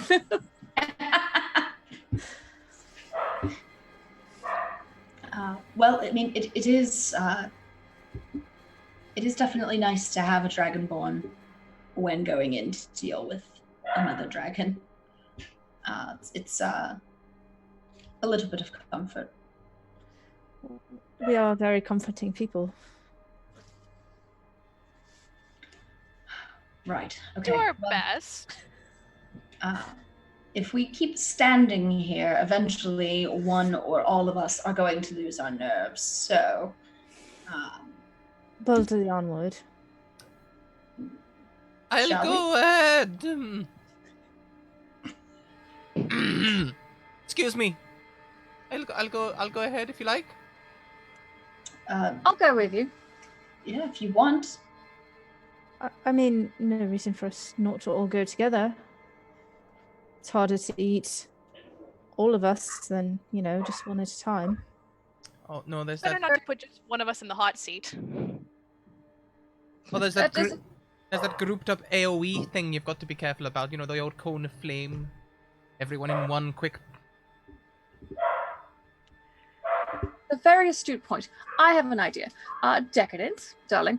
Would you go ahead, since you're the Dragonborn? It makes sense to lead with probably the most face that would be the most welcome here, with a Shen, and we'll lead up the rear of this, Ashmouth expedition. I can do that. Sure. Yes. I Do mean, you like my arm? Sure. Yes. She'll take your arm. Perfect. Whilst we're taking up the rear, shall we look for somewhere to hide? Perhaps we can find a crack or something. Agreed. I really don't feel like being charcoal today. Are there really all that many cracks in the ash mouth? There's a lot of cracks to be made about the ash mouth. Cassandra will kind of like, with like her parasol in the one hand and the fan in the other, kind of like, halt Burbeck and Oxy just enough to let Decadence and Ashen go on, and then once they go ahead a little bit, I'll give you both the knowing glance of Cassandra trying to matchmake. I like that that's a pre-established thing.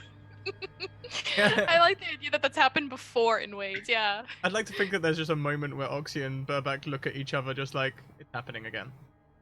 Yeah. Yep. So,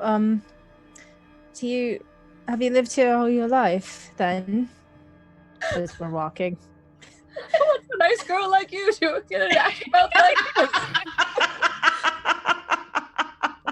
Sorry. Do you come here often? What a pickup line.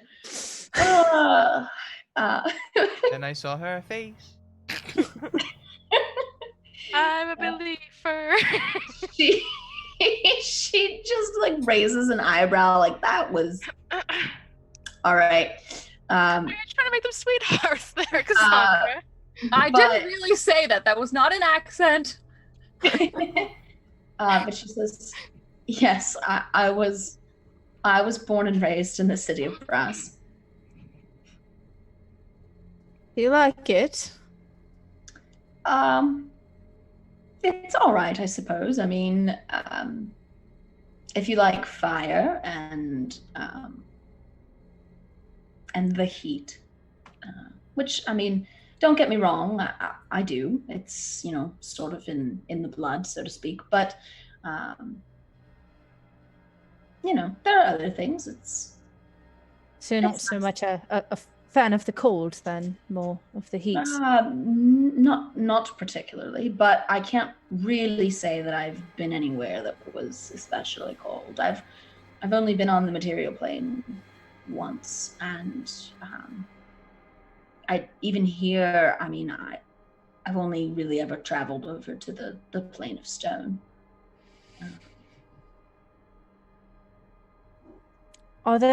Is it easy to travel between planes then?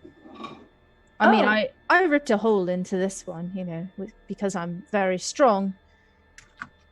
Well, the elemental planes are all connected, so that's not particularly difficult. I mean, she sort of points over at, you can see like where the mountain range sort of shifts and turns a little bit, and she says, if you just go over that way far enough and over the mountains, you end up in the plane of stone. That's not particularly difficult. But, you know, I do, my people are particularly good at traveling between different planes. Well, your people like your family, or do you have sort of a, you know, clan or? No, all of Fruity can travel between planes. Huh, a Fruity. I've never met one before. I hope that doesn't sound too up front. Well, no, it doesn't. I mean, we don't. You know, there's a lot of bad stereotypes about wishes and things like that, and so we tend to keep to ourselves, or at least keep to ourselves here. Of course. Similarly, you know, dragons with the cave system, sort of bad rumors tend to happen every so often, and you just sort of hole yourself away and wait for them to, you know, settle. Yeah, I mean, I can imagine that must be quite difficult.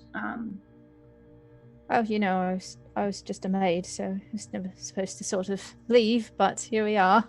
So, I would like to stealth prestidigitate where our arms are probably sweating really badly together. That's a pretty good stealth roll. Let me check real quick what her passive is, but I think you're probably fine. Yeah, you can sort of stealthily prestidigitate some of the sweat away. Perfect. So how much longer is it, do you think, to Well, at this point, the two of you have sort of gone down the staircase and reached the actual mouth of the cave where the path sort of winds back into all of this. And she says, according to what I've heard, we just have to go back here far enough for the path to turn away from the river of lava. And that will put us in Emberlung's receiving room. do you swim I do. in the lava water? Well, not typically here. This is sort of Emberlung's river, but in the sea, yes. Makes a mental note. She says, she kind of shrugs and she says, fire's not really, I mean, it doesn't really bother me. Of course. Well, best wits about us, I guess. Kind of like looks back at the rest of the party with this, oh god, I'm sinking look on face. How far back is the rest of the party at this point? Cassandra, how far back did you take us? I feel like we're a good, probably about 20 feet.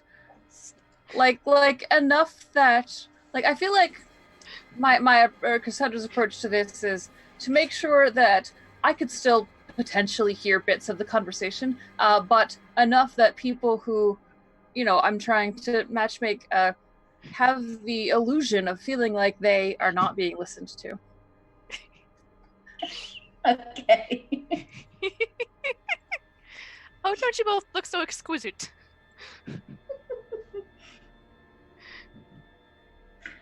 And Ashen will sees you sort of look over your shoulder, and she turns back and sees the rest of the party 20 feet back, and and calls, "Are you coming?"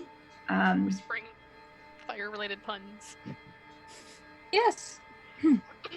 I assure you we are.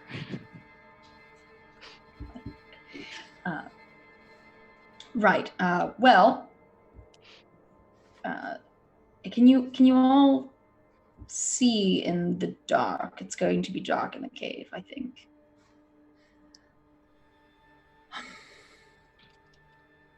I can see in the dark, and I'm sure everyone else still has torches. You may want to get one out. I don't know how far back this goes.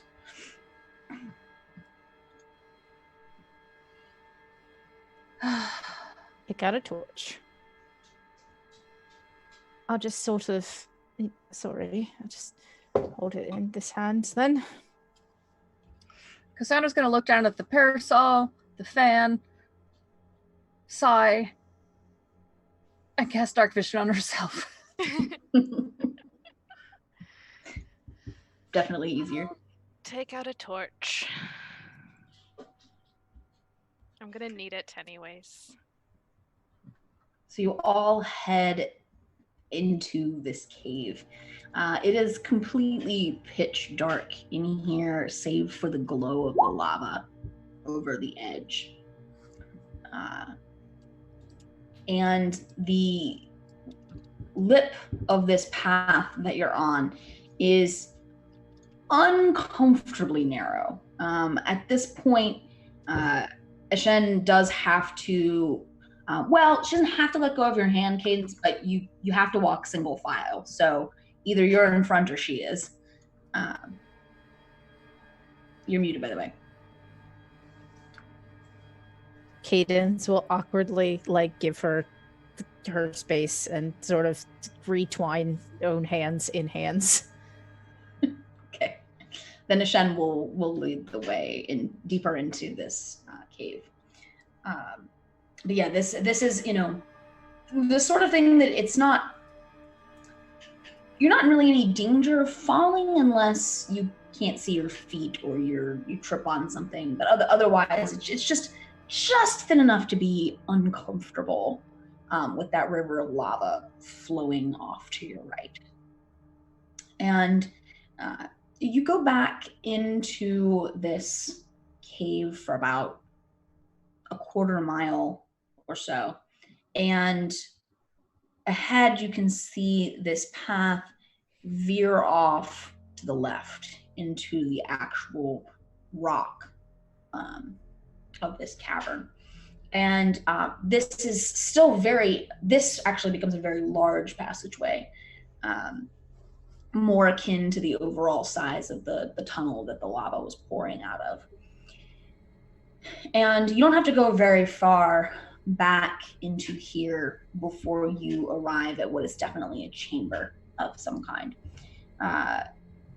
It's beautifully appointed. If you weren't underground, not far from a river of lava, you might think that you were in some kind of throne room or rich noble person's house. There are beautiful tapestries on the walls of the cave. There are candelabras, so you no longer need your torches. There is actually light here. And these are made of wrought gold and beautiful, intricate patterns. There are statues standing on plinths, sort of at intervals along the sides of the chamber. And you can see these statues are every race, every gender, very, very much sort of representative of all of, I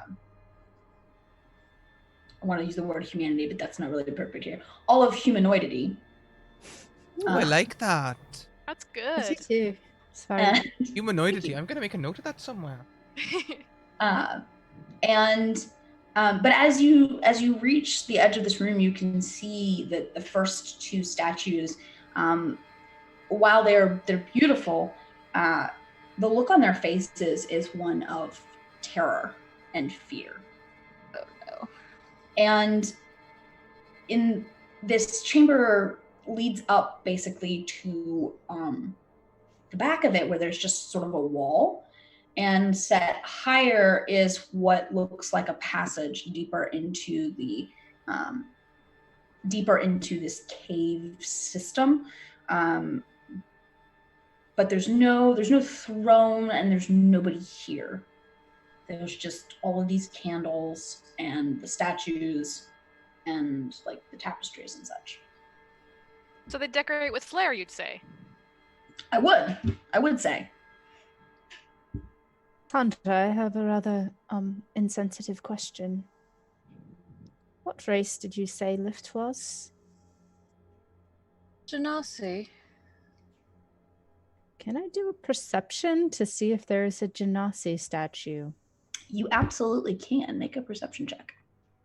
Somebody else should also do this because I'm not good. I think Except- Cassandra. Take it back. Take it back. Pretty good. I would like to make another check regarding the statues. Sandra, sorry. You look around, Cadence, and you do see a couple of Genasi. You see what looks like a water Genasi. A couple statues down the left-hand side of the chamber. And you see a really, really tall earth Genasi as well. But you don't see any air Genasi, and that is what Lift was. Is there any fire Genasi either? No, you don't actually see any fire Genasi either. I feel like Cassandra was coming to the same horrified realization as Decadence was. Ashen, Yes? Did you not know about this part, or were you sparing our feelings? Well, I'd heard a rumor. Yeah, but nobody really likes to talk about it in the City of Brass. It's frowned upon. Nobody really wants to admit that when they come to Emberlung to trade, that they're often trading away a person. And so yeah, I'd only heard rumors, and I didn't want to tell you something that might not actually be true. Well, do you see a friend? She looks around the room and says, "No, but this can't be. This can't be everything. There's only a couple dozen statues in this room, and Belong's been here for as long as anyone can remember." Oh boy. Well, At least we know who was turning our cleric into stone.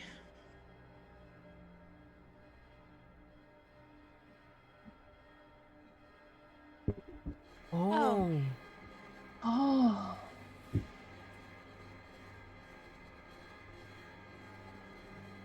Decadence, you're just brilliant. Oh, well, you know, I study what you do and just try to emulate it. You have a friend turning into stone. Not exactly a friend, but I touched that stone a lot trying to heal it, I remember, because it was disgusting. And it looks exactly the same. It you know, wasn't the whole person, of course, but...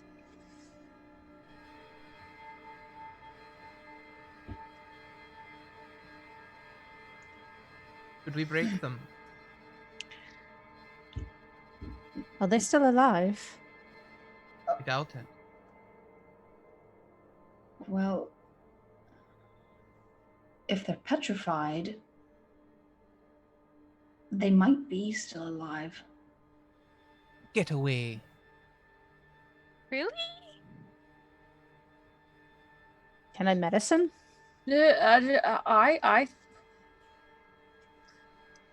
While yes, my first inclination is to try to help them, but if we want to help our friends, the first thing we should do is not walk into his private humanoid garden and mess up his collection. I think we need to leave it be.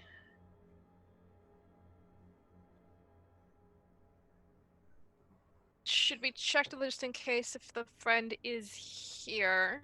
Because then maybe we have to barter them out. Right. Well, there's no air genasi here. Or fire genasi, so I suppose if... I mean, how do you suppose we get Emberlung's attention? Hey! Emberlung! That. Oh, with polite respect! Well, that's one way. And Burback, you have the highest passive perception, so you will notice this first, but it will become apparent to everyone pretty quickly that the thing that you thought was a wall in the back of this room is not a wall. And when you call out, it rumbles a little bit, and you see one large eye that is easily the size of one of you, if not bigger, open in this wall. Oh. And it is just staring at you. and you hear a low, rumbly voice say, well,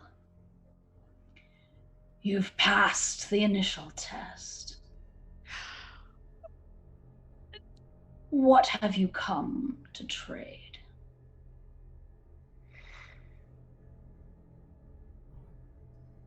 Hello, my name is Decadence of the Crystalline Cove. It is a pleasure to meet you, Sir Emberlung of the Hello. Petrified Collection.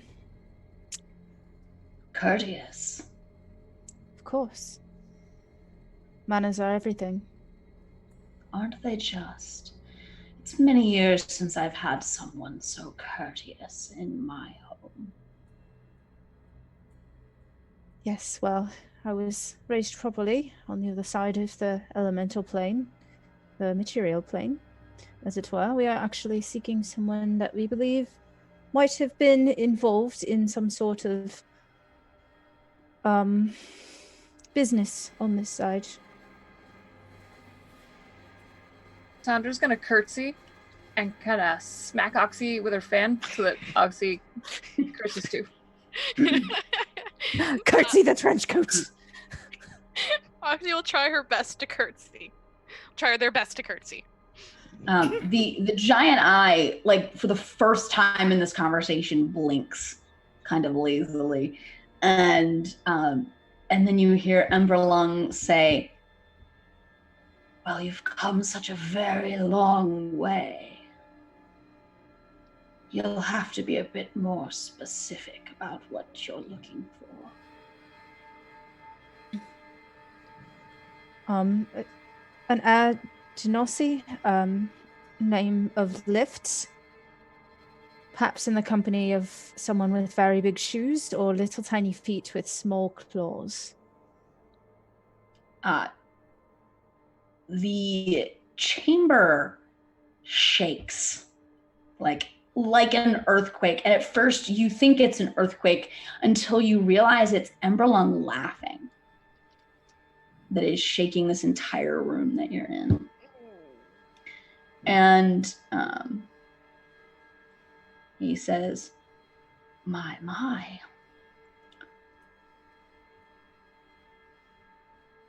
Well, I do know where Lift is. She was traded to me.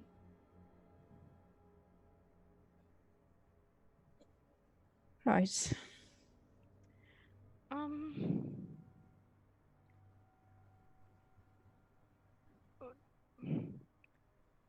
What would you accept in as trade in return? Well, Lift is of particular value to me.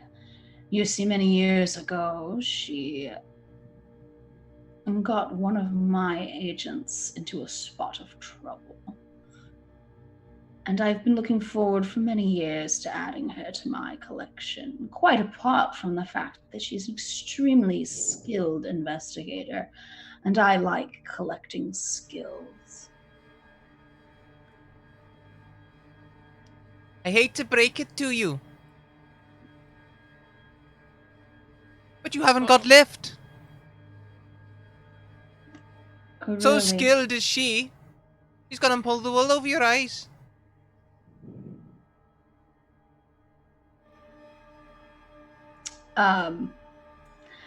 And how do you think she's pulled the wool over my eyes?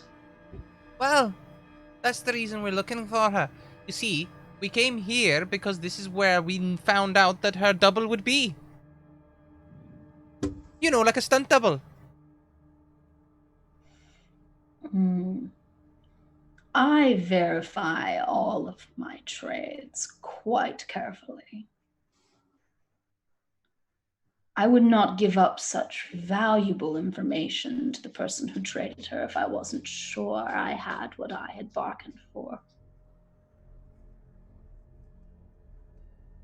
Well, But you asked a question, what I would be willing to trade Lift for. I'd be willing to trade her for another asset of equal or greater value. In fact, I have one in mind if you would be so inclined to fetch them. Muted, Cassandra? No, just Oh. making fumbling facial gestures.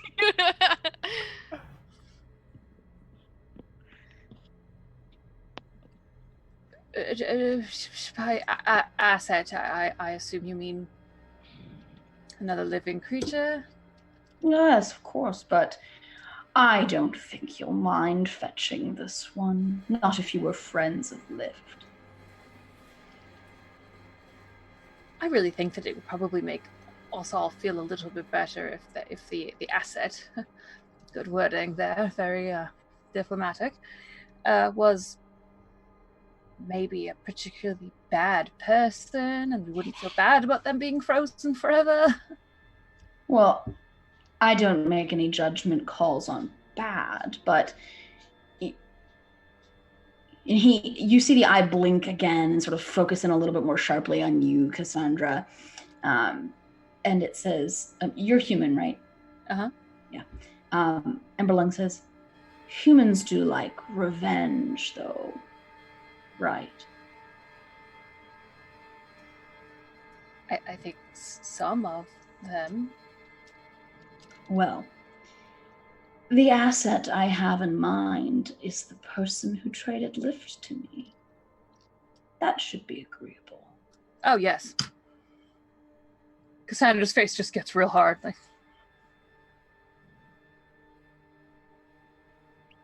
you see, I don't go back on my deals, and this person came to me requesting specific information.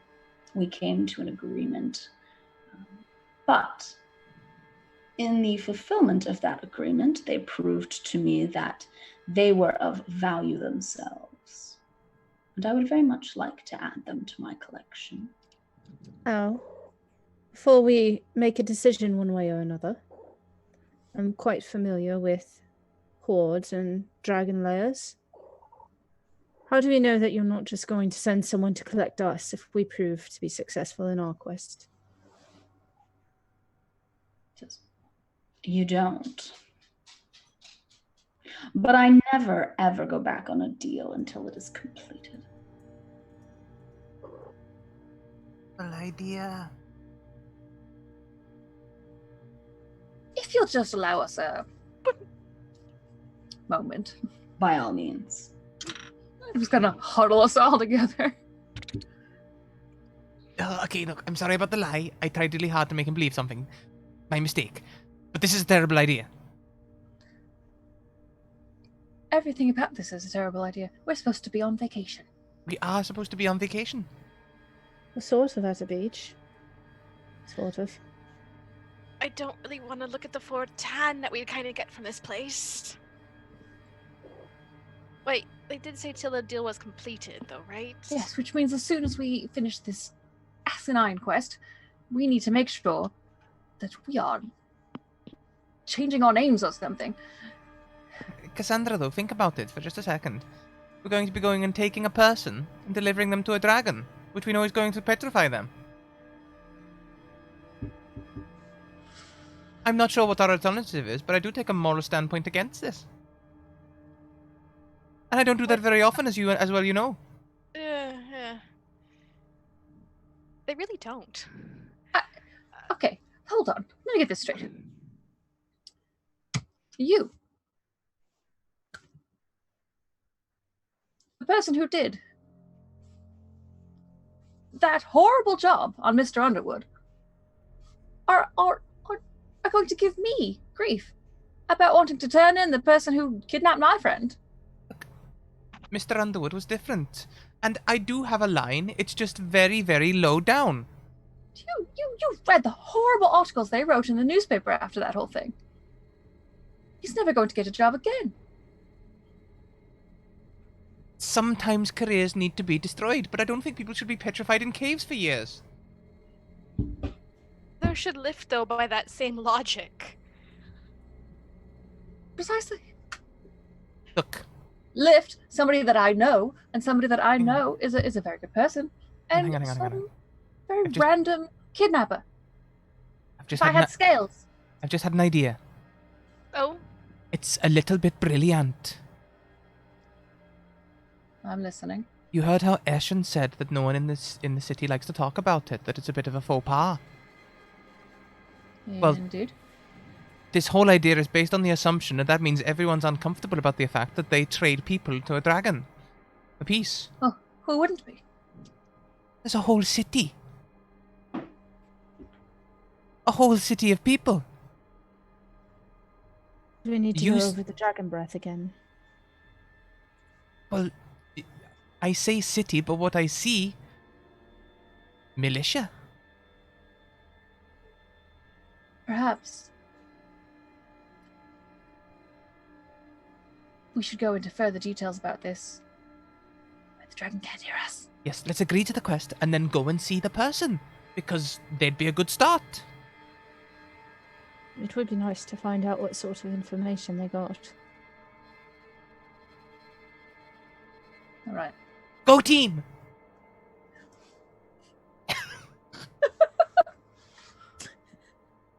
break!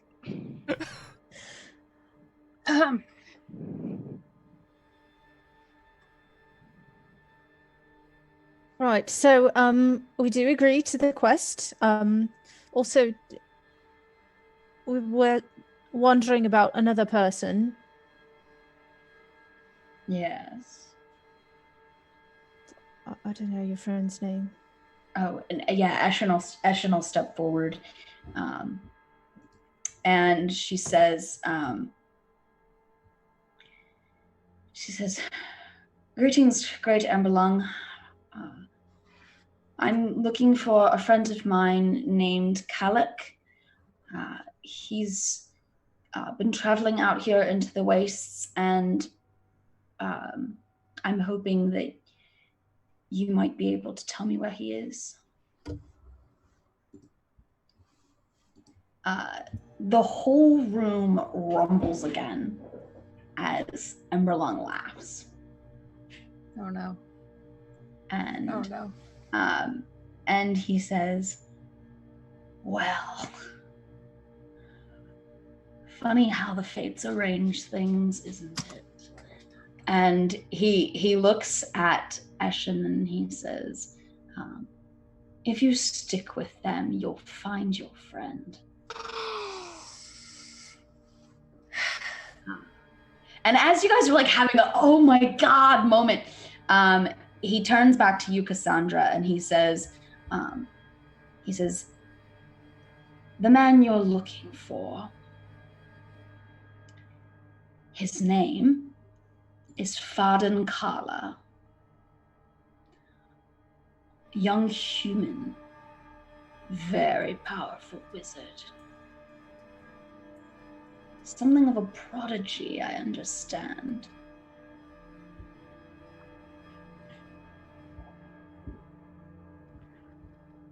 Okay.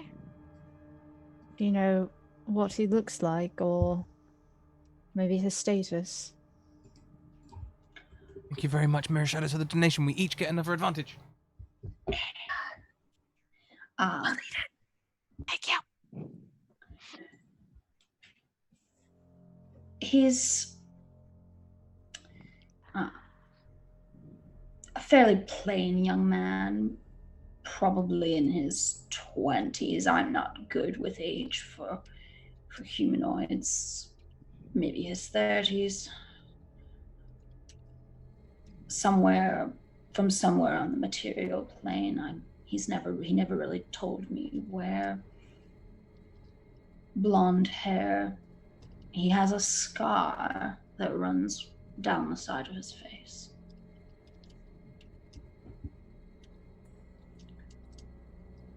He agreed to bring the lift for me in exchange for some information about some artifacts of interest to him.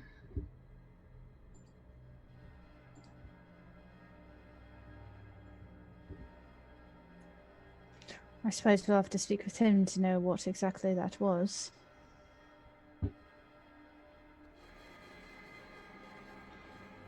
Cadence, roll me a persuasion check, but with advantage.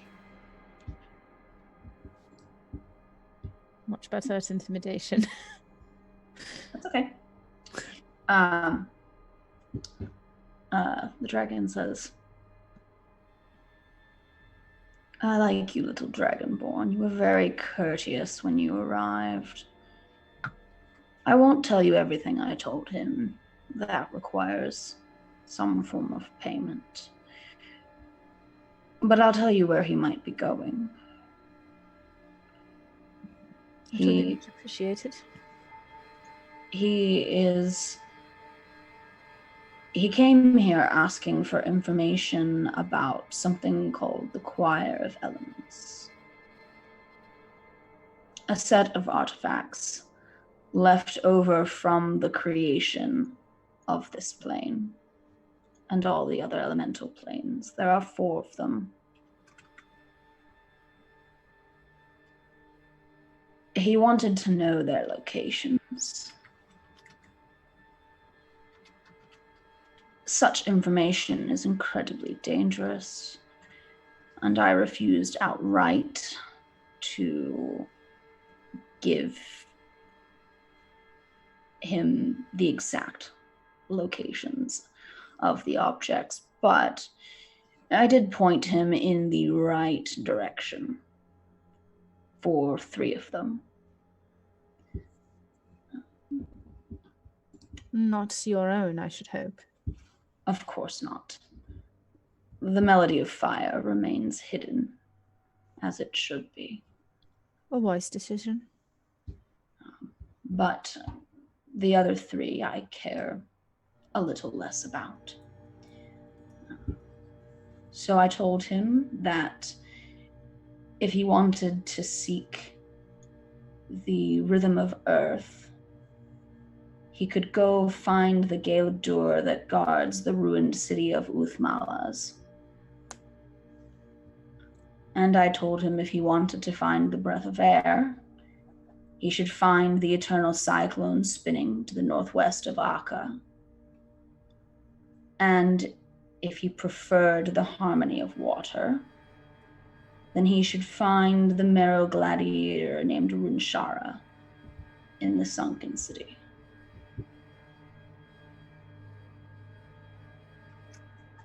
I don't know which one he chose to follow up on, but I presume he picked one of them. This was a human. Yes, but as I understand it, he's been living in the city of Brass for some time.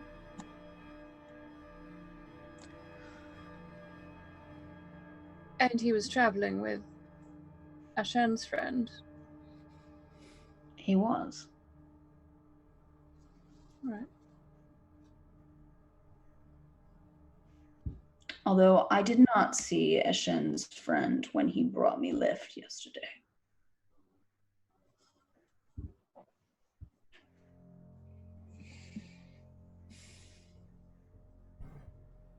Well, at least for now, we're still allies, eh, Ashen? Eshen looks very rattled by this news and the revelation that that one of her friends not only came here and traded something, but also came here in the presence of someone seeking something very ancient and dangerous.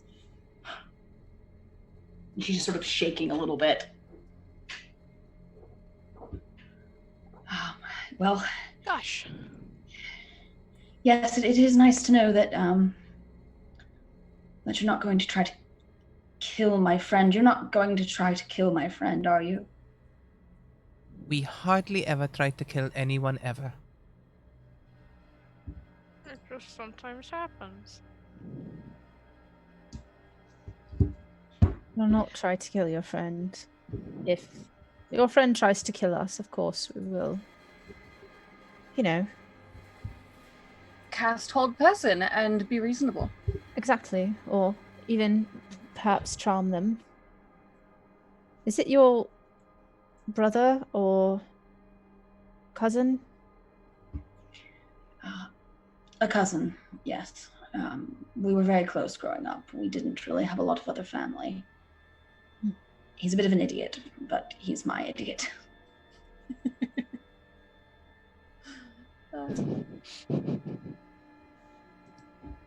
I Right. can relate to that.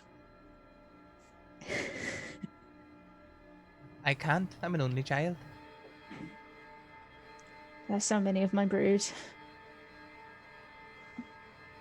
No relating to it here. Get along great with my siblings. Of course, you'd have to. You know, family being what it is. Pretty much.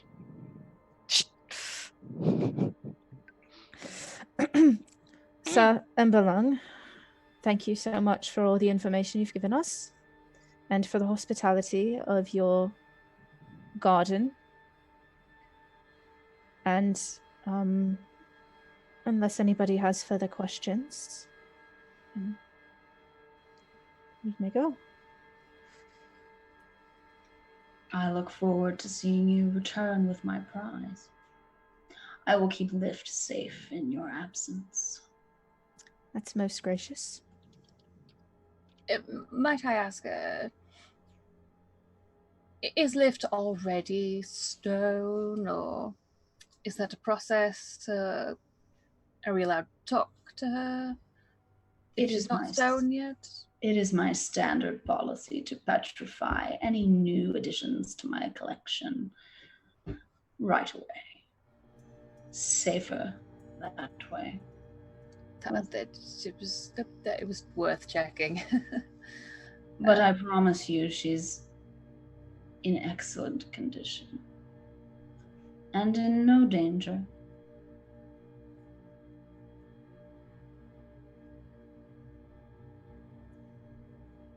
Oh, all right.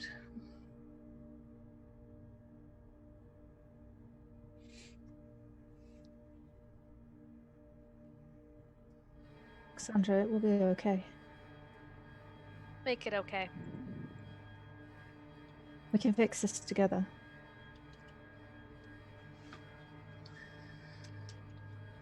All right then.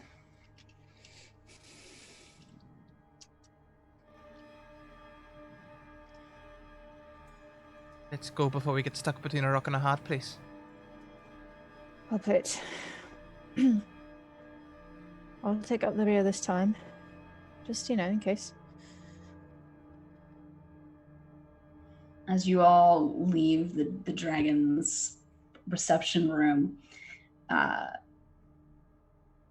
Decadence, you can see behind you that giant eye still watching, and as you take your last step, it sort of closes down just to a little slit, like he's watching you from underneath his lid almost.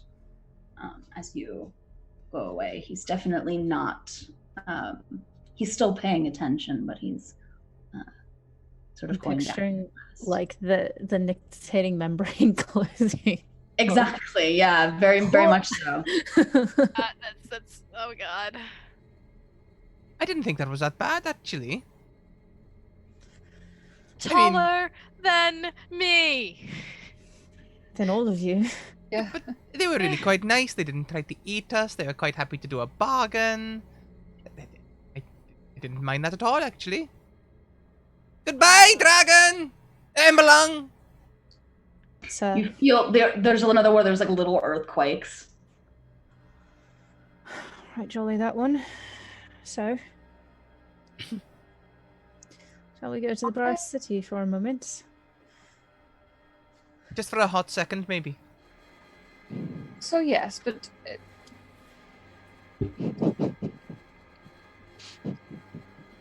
my Ash around. Sorry. it sounds to me as if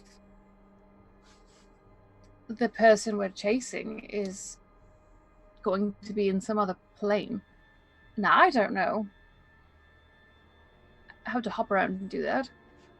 I think we may need to go back home and find a sorcerer. Maybe Cadence can just rip another hole in reality. That hole was already started. Eshin just sort of shakes her head and says, no, I mean, you can if you want, but those places he's talking about, those are on the other elemental planes, and you can access those just by traveling if you want. I'm sure you could find a ship in the City of Brass, or a guide, or honestly, even one of my people perhaps could take you.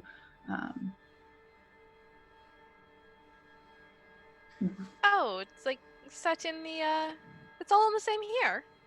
Yeah, it's all. We refer to them as separate planes, but really they're connected. Really? Well, look, if there's ships, I can get us passage, although you'll all be expected to work. Where the hell is this accent gone? From the valleys. There we go. That's back now. All over the place. There are plenty. I mean, all of the planes trade with each other. There's plenty of ships and caravans that travel back and forth. I know our plane borders the plane of earth and the plane of air, so caravans mostly over to the plane of earth, and airships typically to the plane of air. But it also actually helps us with who we're tracking, because really, if they're going to go to all three, they'll probably likely start with the two that are attached. So that means we have Earth or Air to pick from. Gives us a 50-50 chance. I know. If I were a human, which I am, and I had been spending any amount of time here, I would probably want to go to air, because that sounds like a nice breeze. Or water. I didn't know that humans could fly. It was earth or air, I thought. Is there no way to get to water? I mean, you might have to bypass one. There is. You can. It's a little bit more difficult to get to the plane of water directly from the plane of fire. You'd have to go through the epicenter. That sounds like nowhere I want to go. I personally cannot fly, and I think that perhaps if we go to the village, the city rather, we could look for some more things, because I've got a feeling that the plane of air might be a lot more lofty. Yes. The plane of air is mostly floating earth motes and not much else, honestly. And Earth, is it solid rock or is it? Not solid rock unless you go pretty deep in, but mountains, rock formations, Like mountains. things like that. I like caves and mountains. And then, of course, the plane of water is just an ocean, really. All right, well, we can see if there are any clues. I'm sorry, I was wondering, how big are your feet? Mine? Yes. Oh, it's a bit of an odd question, but do you want me to take off my boot? Oh no, just sort of, next to mine, if you could just sort of, we can compare. Yeah, of course. And she'll put her boot next to yours. Are they bigger than mine? Oh yeah. She's a large creature. She's considerably taller than you. What a woman.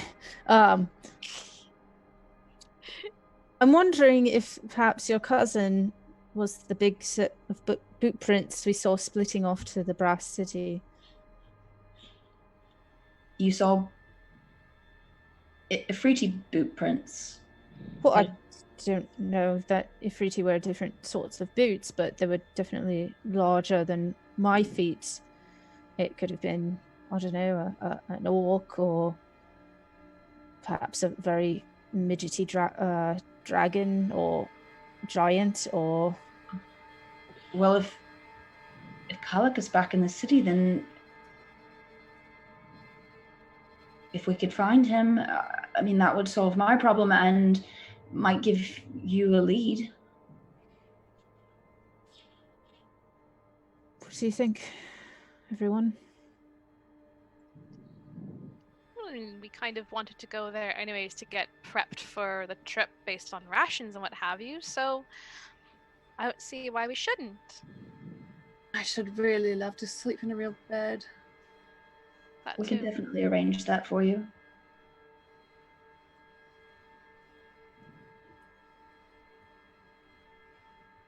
To the Brass City? Back? Shopping! All right. I'd love to see what patron we're going to have this time. All right, well, then let's go. We've still got a few hours of the dark sun left, and we can get at least part of the way there.